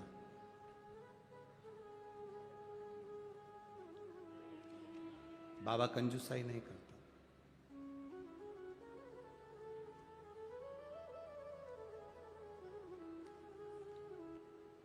शिव कथा कर रही है, अंजना माता ने भगवान शंकर की पूजन करी। जब अंजना माता शिव जी की पूजन कर रही हैं, शिव प्रकट हो गए। शंकर भगवान प्रकट हो, और भगवान भोलेनाथ ने प्रकट होकर अंजना से कहा, मांग तुझे क्या चाहिए। अंजना कहती है, मेरे घर में संतान नहीं, औलाद नहीं। भगवान कहते हैं, मैं तुझे संतान प्राप्ति का वर देता हूं। अंजना कहती, नहीं नहीं नहीं, रुको रुको रुको, जरा रुकिए।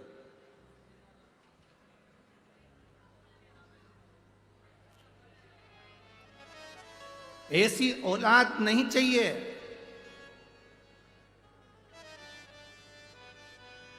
जो औलाद सनातन धर्म को गाली दे या हमारे धर्म को गाली दे। अंजना कहती हैं, मेरे गर्भ से अगर कोई औलाद हो तो भोलेनाथ तुम्हारे जैसी संतान होना चाहिए। केवल भगवान से यह मत कहना कि मेरे 15 साल हो गए, 8 साल हो गए, 10 साल हो गए, संतान नहीं, संतान दो। ना ना ना, भगवान से कहना औलाद ऐसी देना जो भारत देश में जन्म ले, भारत का भोजन करे, भारत की भूमि पर रहे, और भारत की सभ्यता, संस्कृति और भारत के सनातन धर्म को और 4 चांद लगाए। ऐसी औलाद देंगे। स्वामी विवेकानंद जैसी, रामकृष्ण परमहंस जैसी, संत तुकाराम जी जैसी, चैतन्य महाप्रभु जी जैसी, श्रीमद वल्लभाचार्य जी जैसी संतान हमारे गर्भ से जन्म ले। मीरा, कर्मा, ध्रुव, प्रहलाद जैसी औलाद हमारे यहां जन्म ले। ऐसी औलाद ना पैदा करना जो इलू इलू करती फिर। ऐसी औलाद कहां करे?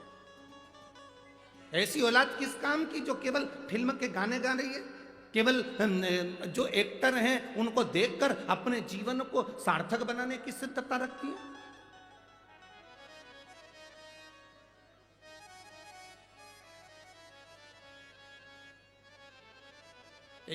एक जजमान के यहाँ हम रुक गए थे। एक जजमान के यहाँ रुके तो उनके जो बेटा बेटी थे कॉलेज पढ़ने वाले, वो उनके पलंग के गद्दे के नीचे इतने सारे फोटो रखे थे, इतने सारे, सब हीरो हीरोइन के इतने सारे फोटो। अब उनके माता पिता हमको घर दिखाने ले गए, गुरुजी ये बेटी का कक्ष है, ये बेटे का कक्ष है, ये इसका कक्ष है, वो उसका कक्ष है। वो ऐसे ऐसे वो उसके पलंग के सिराने पर, टेबल पर इतने फोटो रखे। तो हमने पूछ लिया ये क्या रखा है, तो हम समझे कि कोई किताब मिताब बच्चे पढ़ते होंगे वो होगी। तो उन्होंने जो दिखाया तो ऐसी एल्बम जैसी थी, और ऐसी पूरी गड्डी थी एल्बम की, उसमें फोटो ही फोटो लगे। हमको लगा इनके घर के लोगों के फोटो होंगे, हमने कहा जरा दिखाना। उन्होंने दिखाया, दिखाते से हमने देखा तो सारी हीरोइन के फोटो, सारे हीरो के फोटो उस एल्बम में लगे हुए थे।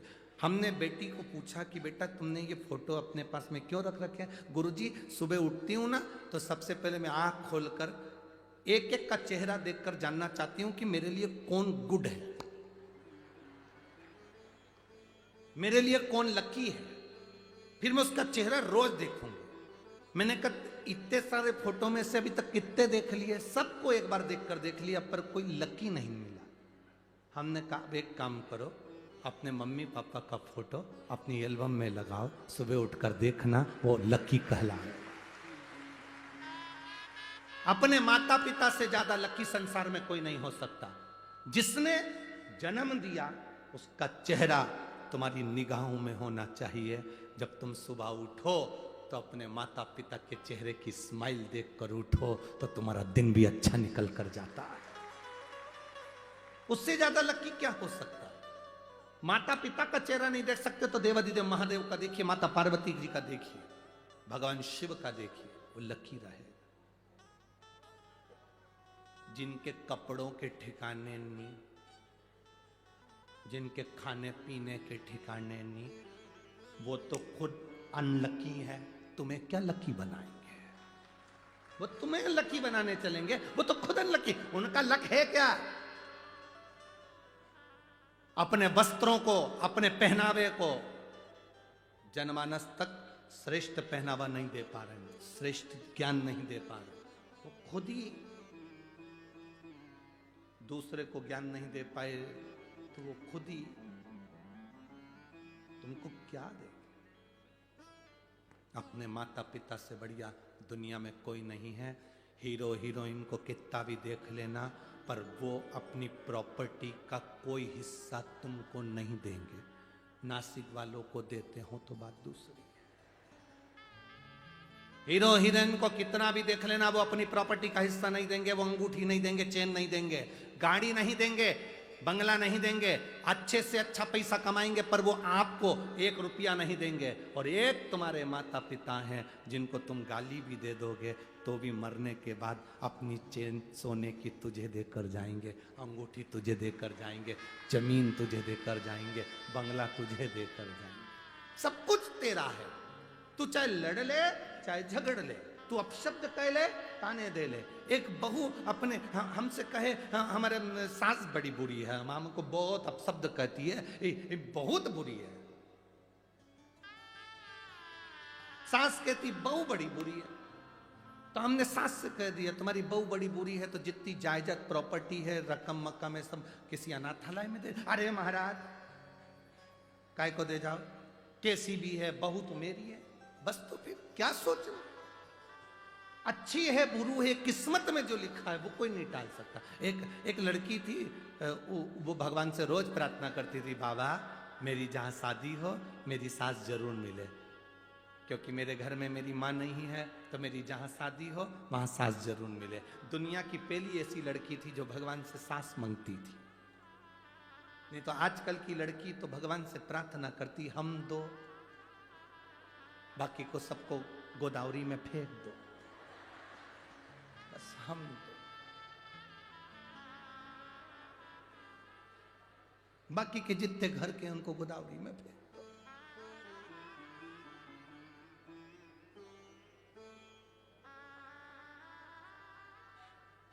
अब लड़की रोज भगवान से प्रार्थना करती मेरी सास जरूर मिले। भगवान ने उसकी शादी करी, जहां करी वहां सास नहीं मिली, सास ही नहीं मिली। वो बड़ी दुखी हो गई, करूं क्या, मेरी सास नहीं, अब किससे पूछकर भोजन बनाऊं, किससे पूछकर मैं कोई काम करूं? पापड़ बनाना है, बड़ी बनाना है, भोजन बनाना है, कौन से पूछूं? कोई घर का बड़ा होता तो बताता। घर में तगाड़ी पड़ी थी, तगाड़ी जानते हो ना, लोहे की तगाड़ी, फावड़ा, गेती, लोहे की कुर्सी, जितना सामान पड़ा था सब लोहार की दुकान पर ले गई। लोहार से जाकर कहा इस लोहे की मुझे सास बना कर दे दो। लोहार ने पूरा सामान गला दिया, लोहे की सास बना कर दे दी। उसने सास को साड़ी माड़ी पहना दी, श्रृंगार मिंगार कर दिया, काजल लाली सब लगाकर कुर्सी पे बिठा दिया। सास से पूछती, बताओ माँ रोटी बनाऊं कि पूड़ी बनाऊं? सास से पूछ कर जाती, जो मन पड़ता बना लेती। सब्जी काय की बनाऊं, दाल बनाऊं कि भाजी बनाऊं? पूछ कर जाती, बना लेती। एक दिन पति खेत पर जा रहा था। पति ने पत्नी से पूछा, क्यों मेरी तगाड़ी रखी थी, फावड़ा रखा था, गेती रखी थी, कहां गया?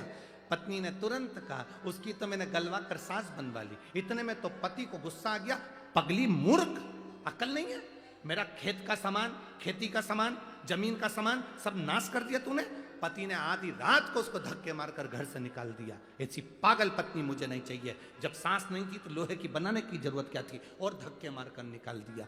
पत्नी बेचारी रोती हुई कहाँ जाती? आधी रात का समय, सामने एक पीपल का पेड़ था, उसके नीचे गई। उसको लगा पीपल के पेड़ के नीचे रहूंगी, कोई मुझे आ गया और मार कर चले गया तो बड़ी आफत हो जाएगी। वो बेचारी पेड़ के ऊपर चढ़ गई। पेड़ के ऊपर चढ़ी, चोर चोरी का सामान लेकर आ गए। पीपल के पेड़ के नीचे बैठकर अपना अपना चोरी का हिस्सा कर रहे थे।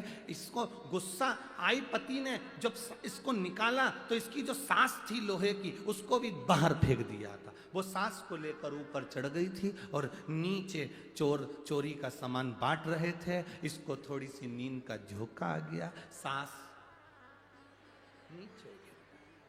सास जैसे नीचे गिरी, चोर भागे। भागो, कोई पुलिस वाला आ गया। सब चोर भाग गए। इसकी सास की आवाज आई इसको कि मेरी सास नीचे गिर गई। ये नीचे उतरी तो क्या देखती है, इतना सोना चांदी हीरा पड़ा था, सब बटोर लिया। बाजू में सास ली, सिर पे सोने की गठरी। घर पहुंच के आवाज लगा रही, सुनो तो, ऐ जी दरवाजा खोलो।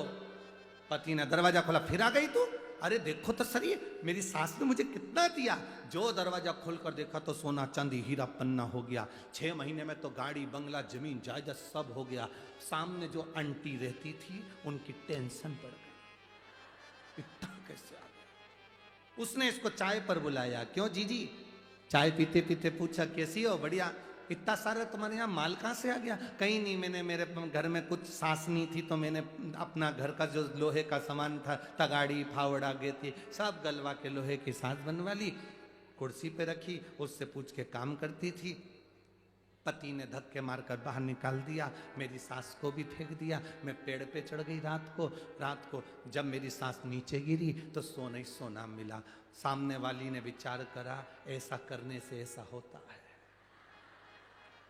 अब इसकी तो मरी हुई सास लोहे की भी सोना दे रही, मेरी तो जिंदा बैठी कभी अंगूठी ना दी। करूं क्या? उसने भी अपने पति से कहा,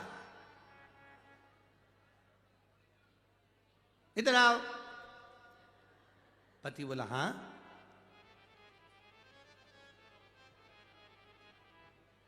तुम्हारा जितना लोहे का सामान है ना, सब गलाऊंगी, सास बनवाऊंगी। पति बोला, मेरी मां है तो। अरे चुप रहो, तुम्हारी माँ है तब। मैं बस गलवाऊंगी, सास बनाऊंगी, उससे पूछूंगी रोटी कैसे बनाऊं, चाय कैसे बनाऊं, ये कैसे बनाऊं। तुम आधी रात को मुझे धक्के मार के निकाल देना, लोहे की सास को बाहर फेंक देना, मैं पेड़ पे चढ़ जाऊंगी, नीचे गिरेंगी, सास सोना ही सोना मिलेगा। पति के पागल हो गई है, मूर्खों जैसे काम करती है। नहीं नहीं, मैंने बोला ना तुमसे। हाँ, उसने धक्के मारकर निकाल दिया, सास को लेकर चली गई, पेड़ पे चढ़ भी गई। रात को चोर भी आ गए, चोरी का सामान बांटने लगे। बांटते बांटते इसने सास को नीचे पटक दिया।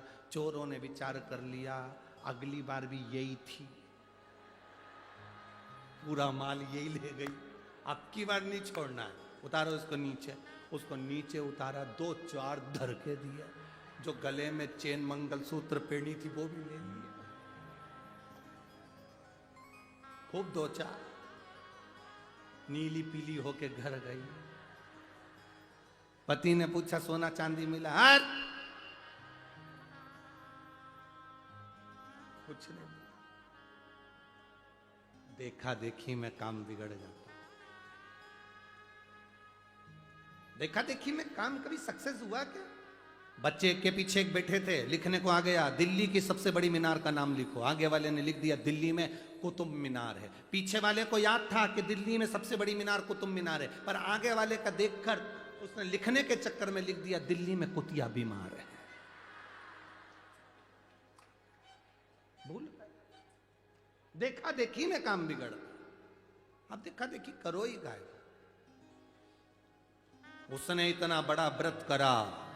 कोई व्रत कर रहा है तो तुम्हारे मन में आ रहा है इतना व्रत, कुछ नहीं खाती, एकादशी के दिन पानी भी नहीं पीती, ऐसी मैं करूंगी। जो व्रत करा शुगर ऊंची नीची हो गई, 8 दिन तक हॉस्पिटल में पड़ी रही। उससे पूछा क्या करा था? बस पड़ोसन करती थी वैसे ही व्रत मैंने करा था। क्यों करना? जितना तुम्हारे शरीर से बने, जितना तुम्हारे शरीर से लगे, जितना तुम्हारे शरीर से लगे, जितना तुमसे बने उतना करिए। जब ना बने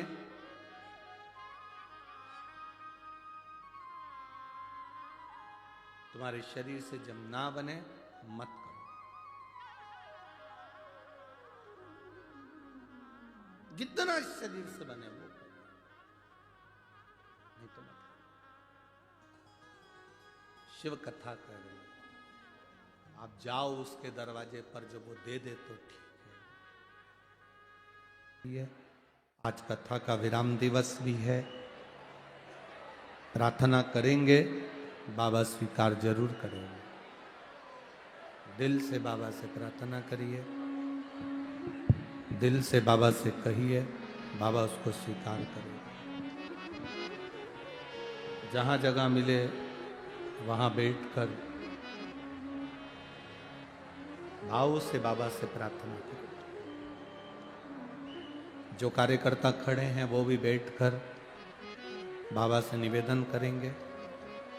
बार बार ये कथा नासिक में नहीं हो पाएगी, मौका मिला है, कह लो, मौका मिला है, बाबा से प्रार्थना करो।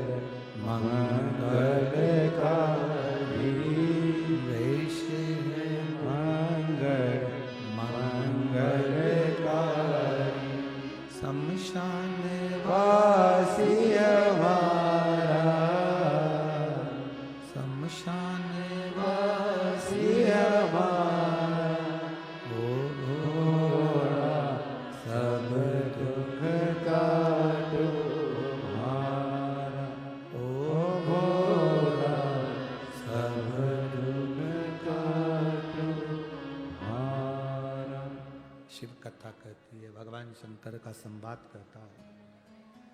शिव महापुराण की कथा कर रहे। भगवान शिव ने आकर दर्शन दिया। बाबा ने कहा क्या चाहिए? संतान। बाबा कहते मैं संतान का वर देता हूं। ऐसी संतान नहीं चाहिए जो सनातन धर्म पर उंगली उठाए, हमारे धर्म को गाली दे। संतान देना ऐसी जो तुम्हारे जैसी। बाबा ओघड़दानी शिव जी ने कहा कि मेरे जैसी संतान कहां ढूंढने के लिए जाऊंगा? कहां संतान ढूंढने जाऊंगा? बाबा ने कहा मैं स्वयं एक अंश के रूप में आपके गर्भ से प्रकट हूं।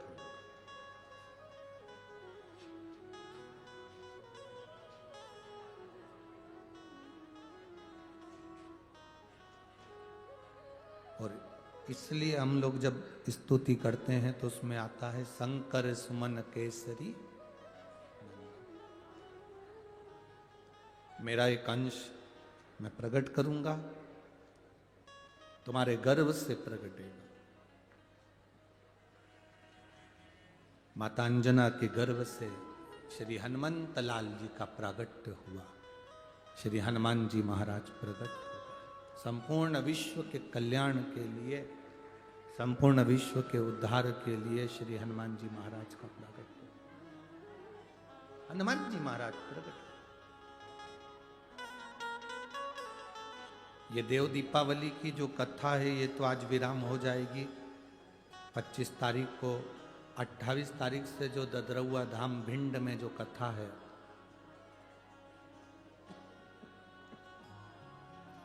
वो कथा शंकर सुमन शिव महापुराण की कथा।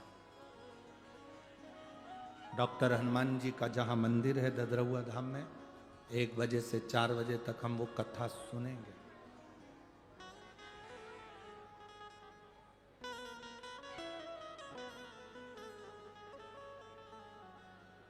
एक कथा जो एक तो जलगांव में कथा है 5 तारीख से 5 दिसंबर से, और एक कथा जालना में भी होने वाली थी परंतु वो कथा कैंसिल हो गई है। उस कथा को कल भटिंडा पंजाब दे दिया गया है। भटिंडा पंजाब को वो कथा जो जनवरी की है वो कथा भटिंडा पंजाब दे दी गई। शिव कृपा, भगवान शंकर की उदारता। जलगांव की कथा तो है जो आप और हम 5 दिसंबर से श्रवण करेंगे बड़ा महादेव मंदिर से, उसको सुनेंगे। एक कथा अमरावती में भी है,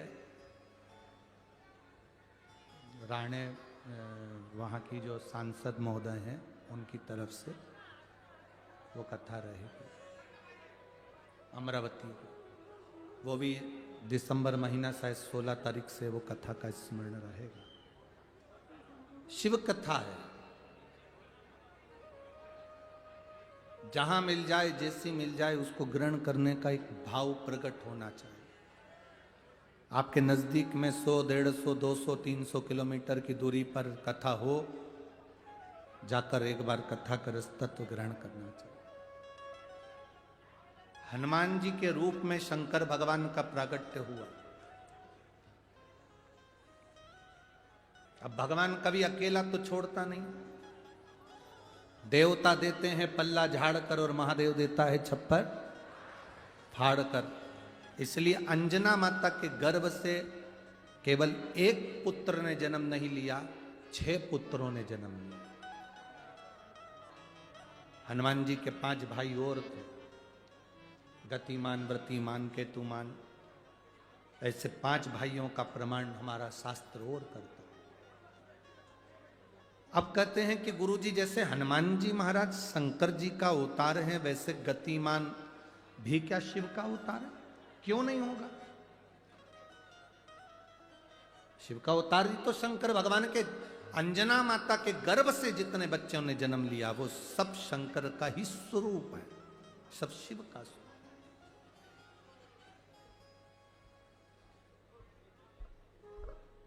जैसे गोदावरी माता के तट पर विराजमान कपालेश्वर महादेव,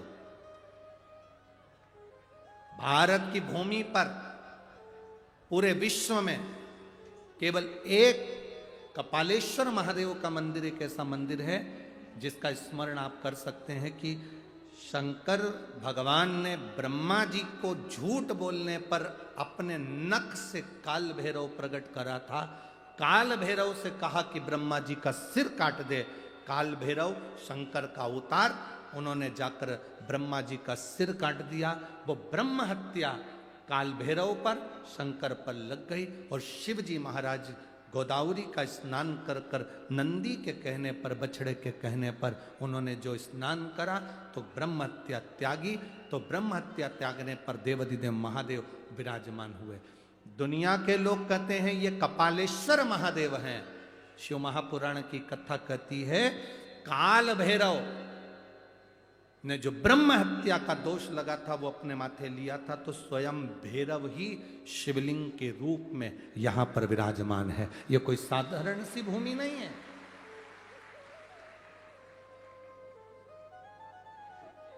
काल भैरव ही शिवलिंग का रूप है, शंकर ही शिवलिंग का रूप, कपालेश्वर महादेव के रूप में। अगर कोई दिल से दर्शन करे कपालेश्वर महादेव का, पूरी भारत की भूमि पर भैरव जी की मूर्ति मिलेगी, पूरी भारत की भूमि पर भैरव जी का स्वरूप मिलेगा। पर केवल एक नासिक गोदावरी का तट, कपालेश्वर महादेव का मंदिर एक ऐसा मंदिर है जिसमें काल भैरव के शिवलिंग के रूप में दर्शन होते हैं, शंकर के स्वरूप में दर्शन। काल भैरव कपालेश्वर महादेव के रूप में इनका दर्शन होता है। जो जान गया वो पहचान गया, जो नहीं जाना वो नहीं जाना। शिव को पहचानने के लिए नेत्र चाहिए।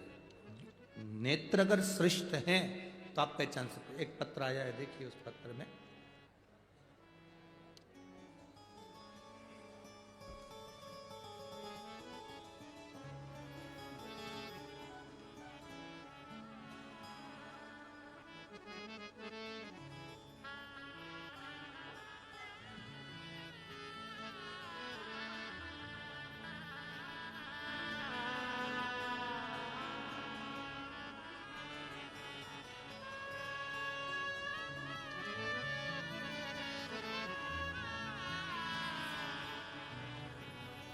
मैं वंदना विनोद चौहान नादगांव से हूँ।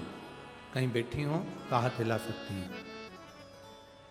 मैं वंदना विनोद चौहान नादगांव से हूँ। मेरे पति विनोद दत्तात्रेय चौहान वह आर्मी में है, अब अरुणाचल में सूबेदार पद पर ड्यूटी कर रहे हैं। बाबा, मेरी लड़की 16 साल के बाद उसको एक बीमारी हो गई जिससे उसके शरीर की नसें अपने आप फट जाती हैं, उसमें से खून निकलना चालू हो जाता है। कभी हाथ की, कभी पाँव की, चेहरे की, पूरे बॉडी में जहाँ शरीर की नसें हैं वो अपने आप फटकर खून बहना प्रारंभ हो जाता है। कई बार सिर में से, मांग में से खून ही खून निकलने लगता है। ऐसी बीमारी का डॉक्टर को दिखाया, कोई इलाज नहीं था। सारे विदेश तक हमने इसका इलाज करवाया पर इसका इलाज नहीं है। डॉक्टरों के हिसाब से ये बीमारी का कोई इलाज नहीं। जिसकी नसें, उंगलियों में से खून निकलता, बॉडी में से खून निकलता, सिर में से खून निकलता, गालों की नसें फट जाती, उसमें से खून निकलता। तब किसी ने कहा कि एक बार तुम सियोर वाला महाराज कथा करता है, आप टीवी पर सुना करो। हमने कथा सुनना प्रारंभ करा। कथा सुनने पर आपने अलोनी गोबरी का वर्णन करा। गाय जो गोबर करती है उसको उठा लो, सूख गया गोबर, उसको जलाओ, जलाने के बाद उसकी भस्म तैयार करके शिव जी को चढ़ाओ। रात को 12 बजे वाला जो उपाय आपने बताया था वो हमने करना प्रारंभ करा। तब ऑनलाइन उस समय पर आपने शिवलिंग का पूजन भी कराया, वो हमने करा और बाबा की एक बेलपत्र उठाकर रख ली। वो बेलपत्र मैंने अपनी बेटी को खिला दी। गुरुजी, बेटी के शरीर पर रात्रि को 12:30 बजे हमने वो भस्म चढ़ी हुई, आपके कहे अनुसार उस भस्म को उसके शरीर पर शिवजी की चढ़ी हुई भस्म लगाना प्रारंभ करी। बाबा का क्या गुणगान करूं गुरुदेव, जिस इलाज को विदेश ने मना कर दिया, अपने देश ने मना कर दिया कि इसका इलाज, आज मेरी बेटी पूर्ण तरह से ठीक होकर इस पंडाल में बैठी है। कहीं बैठी हो तो हाथ हिला सकती हैं। बैठी हैं, आई हुई है बेटी, आई है साथ में, बेटी भी आई है क्या? आई हो तो हाथ हिलाओ बेटा। हाँ, दोनों आई हो, बहुत बहुत साधुवाद। आज मेरी बेटी पूर्ण तरह से ठीक हो गई, जिसका इलाज विदेश में भी नहीं था और हमारे देश में भी नहीं था, जिसके शरीर की नसें फूट कर खून बहता रहता था, आज पूर्ण तरह से ठीक है। मैं बाबा को नमन करने आई हूँ। एक बार दोनों हाथ हिला दो। हाँ, हिला दो। बेटी आप भी लाओ। हाँ, ठीक है। श्री शिवाय नमस्तुभ्यम। बैठिए। शिव भक्ति इसी को कहते हैं। एक पत्र और किसी ने भी लिखा है, मैं Sarika Manoj Sarda, Nashik city centre mall से आई हूं। मैं Sarika Manoj Sarda, Nashik city centre mall. कहीं बैठी हैं? कहीं बैठी हो तो हाथ हिला सकती हैं। सेंटर मॉल से आई हूं। मेरी शादी को 14 साल हो गए थे, संतान की प्राप्ति नहीं थी। हम लोगों ने पूजन पाठ भी बहुत करवाया, डॉक्टरों को भी दिखवाया, पुणे भी गए, वहाँ का इलाज करवाया। जहाँ जहाँ लोग कहते थे वहाँ पर जाकर हमने गोदी भी भरवाई। हमारी गोद में हमने नारियल बहुत सारे झेल कर रखे भी, परंतु हमें संतान का सुख नहीं हुआ। गुरुदेव, तब आपने पार्थिव शिवलिंग का पूजन करवाया ऑनलाइन, हमने पूजन करा। पति पत्नी ने एक एक बेलपत्र उसमें से उठाकर पूजन करने के बाद उसको खा लिया। बाबा से प्रार्थना करा, बाबा आज हमने सावन के महीने में पार्थिव शिवलिंग का पूजन करा है, ऑनलाइन टीवी के सामने बैठकर करा है। बाबा हमारी पूजन को स्वीकार करना, हमें संतान जरूर देना। केवल 2 महीना निकला गुरुदेव और मेरा गर्भ ठहर गया। बाबा की कृपा से ऐसी कृपा हुई, आषाढ़ी एकादशी के दिन 29 जून को 2023 को बाबा की कृपा से मेरे पुत्र रत्न की प्राप्ति हुई, जिसका नाम मैंने शिवांश रखा है। मैं बाबा को यहाँ धन्यवाद देने आई। कहीं बैठी हैं? अगर आई हो तो हाथ हिला सकती हैं। शिव कृपा इसी को कहते हैं। शंकर की उदारता क्या है, हम शिव को महसूस कैसे करें।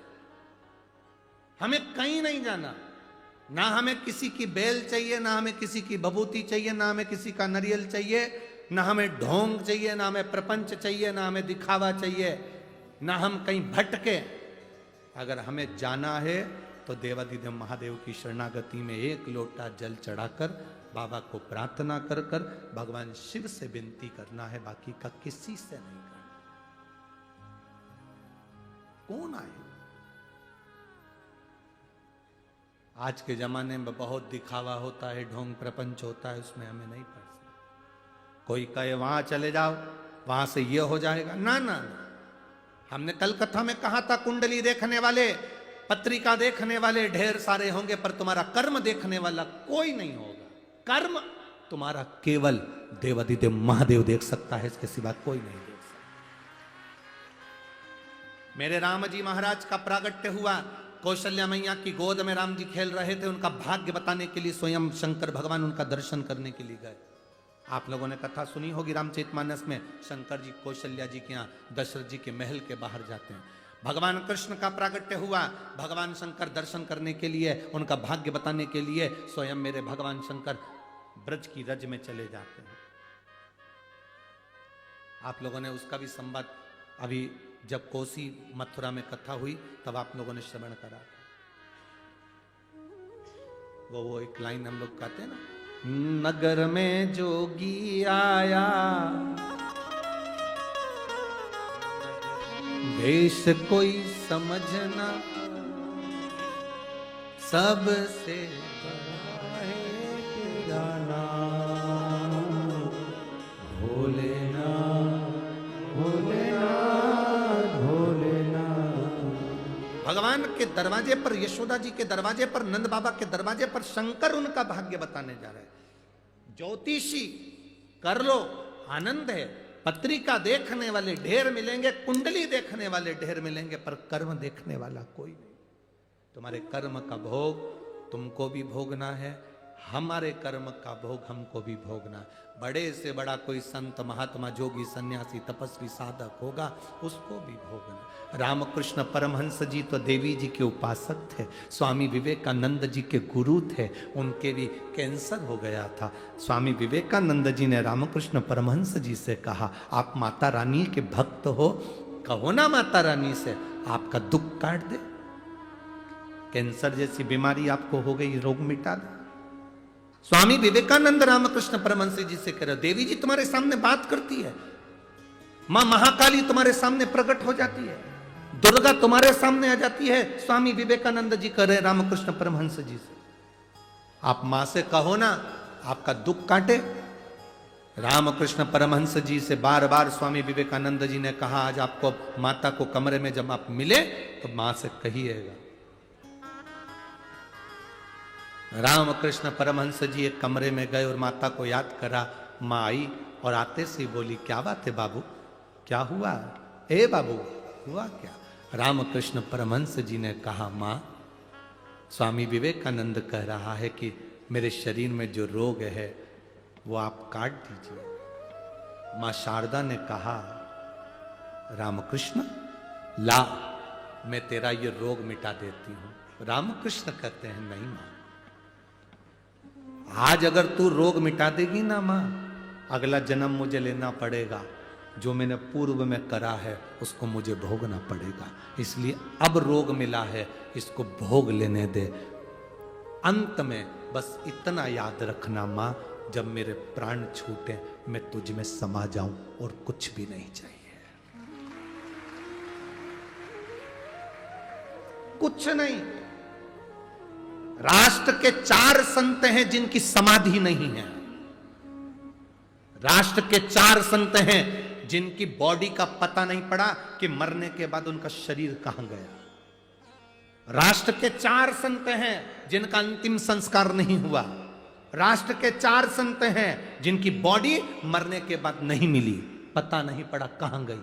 पहले रामकृष्ण परमहंस प्राण छूटने के बाद देवी जी में समा गए, दूसरे चैतन्य महाप्रभु जगन्नाथ में समा गए, तीसरे संत तुकाराम हरि विठ्ठल में समा गए, चौथी मीराबाई द्वारकाधीश में समा गए।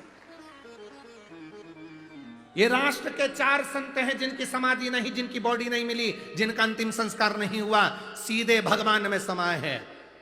स्वयं हरि विठ्ठल तुकाराम जी को समा लिए, स्वयं हरि विठ्ठल तुकाराम को समाहित कर लेते हैं। द्वारकाधीश के सामने मीराबाई कहती है, मुझे अपने गांव वापिस नहीं जाना, मुझे अपने गांव नहीं जाना। द्वारकानाथ कहते हैं, कल मंदिर का दरवाजा खुलेगा तुम मुझसे लिपट जाना।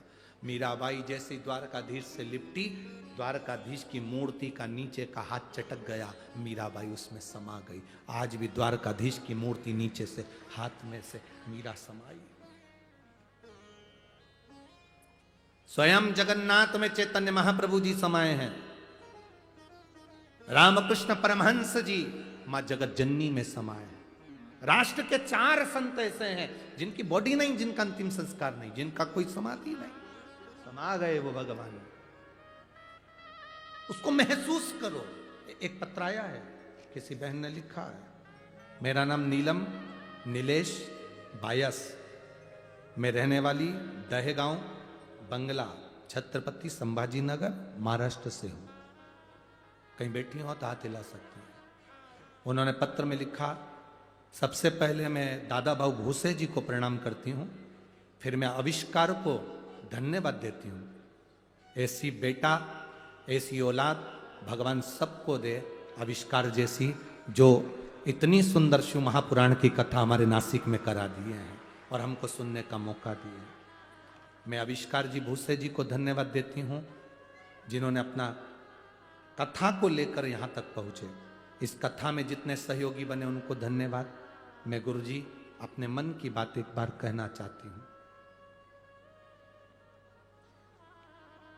पत्र मेरा लिखने का केवल इतना सा कारण है गुरुजी, कई बार तो आपकी आवाज हमको सुनाई नहीं देती, कई बार हमें पंडाल में बैठने की जगह नहीं मिलती, कई बार हम आपको देख तक नहीं पाते, पर गुरुदेव एक बात जरूर है, आप दिखें चाहे ना दिखें, सुनाई दें ना दें, पर जब आप मंच पर आते हैं, व्यासपीठ पर बैठते हैं, हम दिन भर गर्मी में हमारे चेहरे पर से पसीना बहता है, पूरी समय हमें गर्मी लगती है, पर जैसी कथा चालू होती है ऐसा लगता है कोई हमारे ऊपर हवा कर कर जा रहा है और पसीना तक नहीं आता। गुरुदेव आप नहीं भी दिखते या सुनाई भी नहीं देता, पर हमें महसूस होता है कि आप कथा चालू कर दिए हैं, हवा आती है, पवन चलती है, ऐसी ठंडी पवन चलती है कि महसूस होने लगता है कि भोले बाबा आ गए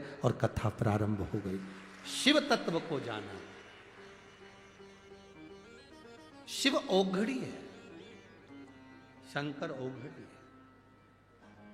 और देखिए ये केवल कथा का प्रभाव नहीं है, इसको कथा का प्रभाव नहीं कहते हैं, इसको प्रभाव कहते हैं आपके भजन का। इसमें सीहोर वाले महाराज का कुछ भी नहीं, इसमें आपके भजन का बल है। आप जो भजन करती हो, आप जो भगवान का नाम लेती हो, आप जो श्री शिवाय नमस्तुभ्यम कहती हो, आप ओम नमः शिवाय कहते हैं, चाहे राम कहते हैं, चाहे हरि विठ्ठल कहते हैं, चाहे माँ जगतजननी का नाम लेते हो, आप जिस भगवान को भजते हो उस भगवान के नाम में इतना प्रताप है, आप भजन करते हो उसमें इतना प्रताप है। इसमें किसी दूसरे का प्रताप नहीं, किसी और वाले महाराज का कोई प्रताप होगा या संसार के कोई व्यक्ति का प्रताप होगा, इसमें किसी का प्रताप नहीं है, इसमें आपका प्रताप, आपके भजन का प्रताप, आपकी भक्ति का प्रताप। आप जो भजन करें वो जीवन का एक सुख देने वाला। शिव कथा कहती है, भगवान शंकर का संवाद कहता है, अंजनी माता के गर्भ से संतान ने जन्म लिया, वो अंजनी माता के गर्भ से संतान की प्राप्ति जो हुई वो एक सुख देने वाली थी, एक आनंद देने वाली थी। शिव महापुराण की कथा में आगे जो वर्णन आया, भगवान शंकर का जो पवित्र चरित्र का वर्णन करा, जो मंथन की लीला का वर्णन करा, उसमें 5 गौ माता का प्रागट्य हुआ। 5 गाय प्रकट होने का कारण केवल इतना है कि बाद में जब मंथन हुआ, उस मंथन में जो विष निकलेगा, वो विष जो पिएगा उसका कंठ जलेगा, इसलिए मंथन के पहले गौ माता निकली। जब गाय प्रकट हुई, गौ माता प्रकट हुई, गौ माता जब निकली और गाय को निकलने के बाद जब देवाधिदेव महादेव के पास में विष पहुंचा, भगवान शंकर के पास में जब विष पहुंचा, शंकर भगवान ने उस विष को देखा, उस विष को हाथ में लिया और विष को लेकर भगवान शंकर ने प्रणाम कर कर उसको पी लिया। कई लोग कहते हैं जो नशा करने वाले होते हैं वो नशेले व्यक्ति भगवान को बदनाम करते हैं, कहते हैं तुम्हारे भगवान भी तो गांजा पीते हैं इसलिए हम गांजा पीते हैं, तुम्हारे भगवान भांग खाते हैं इसलिए हम भी नशा करते हैं। तो उनसे निवेदन है जो भगवान का नाम बदनाम कर रहे हैं कि भगवान ऐसा करते हैं, तो निवेदन है भगवान तो विष भी पीते हैं, एक बार डब्बा खोल के पी जा। भगवान को बदनाम ना करिए, देवता को बदनाम ना करिए कि भगवान गांजा पीते हैं या भगवान ये तो दुनिया के लोगों ने फोटो बना दिया शंकर जी को गांजा पीते हुए, शंकर जी को ये पीते हुए। मेरा विश्वास करता है मेरे भारत की कोई मां ऐसी नहीं, भारत की कोई स्त्री ऐसी नहीं जो अपने पति को पुड़िया फाड़ कर तंबाकू मल कर अपने पति को देती हो कि खा लो। भारत की कोई मां अपने पति को, अपने बेटे को तंबाकू खाने को नहीं देती, पाउच खाने को नहीं देती। भारत की कोई मां जब अपने पति को एक तंबाकू, बीड़ी, सिगरेट नहीं देती, तंबाकू खाने को नहीं देती, तो भारत की भूमि पर रहने वाली मेरी पार्वती मैया अपने पति को भांग कैसे दे सकती है? जरा विचार करिए। ये तो दुनिया के लोगों ने भगवान को बदनाम करने का प्लान बनाया कि देवताओं को बदनाम करो, नवयुवक टीम को बिगाड़ दो। बिगाड़ेंगे कैसे नवयुवक टीम को? कह देंगे देवी जी को मदिरा चलती है, उनको ये चढ़ता है, उनको चिलम चढ़ती है, उनको भांग चढ़ती है, तो नवयुवक लड़का लड़कियों को बिगाड़ा कैसे जाए? तो उन्हें धर्म को साथ में जोड़ लिया और धर्म को जोड़कर नवयुवक टीम को बिगाड़ दिया।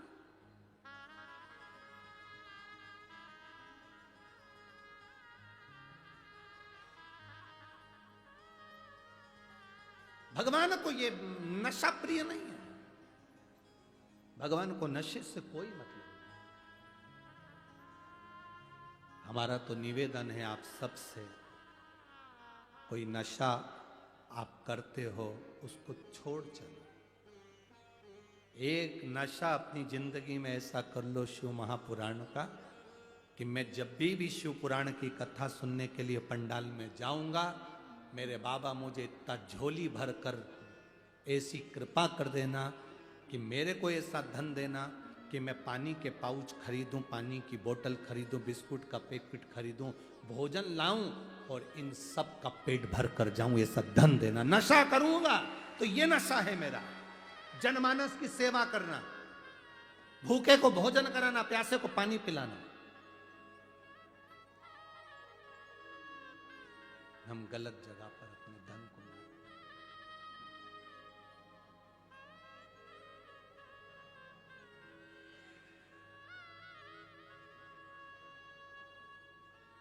जो मिला वो कम ना मिला, जो मिला।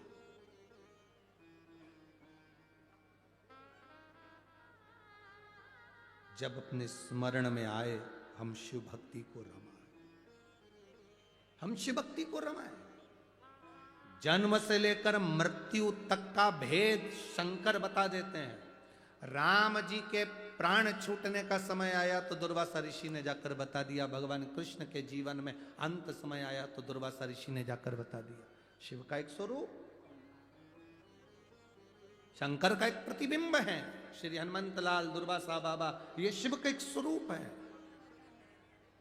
जाकर बता देते हैं। कोई सदगुरु आएगा तुम्हारी जीवन में, कोई संत आएगा तुम्हारे जीवन में और तुम्हारे जीवन में आकर वो तुम भटक रहे होगे और वो सतमार्ग बताकर चले जाएगा कि शंकर की भक्ति करो, राम की भक्ति करो, कृष्ण की भक्ति करो। भटकना नहीं, इधर उधर मत जाना। कोई कितना भी लोभ दे, कोई कितना भी लालच दे, आप नहीं जाइए। कोई कह दे हमारे धर्म में ऐसा होता है, हमारी साइड आ जाओ, ना ना ना। जूठन मत खाना, अपने घर की पत्तल खाना, पर दूसरे धर्म में कभी मत जाना। अपने घर का भोजन करना पर दूसरे धर्म में मत जाना। अपने घर का भोजन, झूठन ना खाइए, किसी दूसरे धर्म में ना जाइए।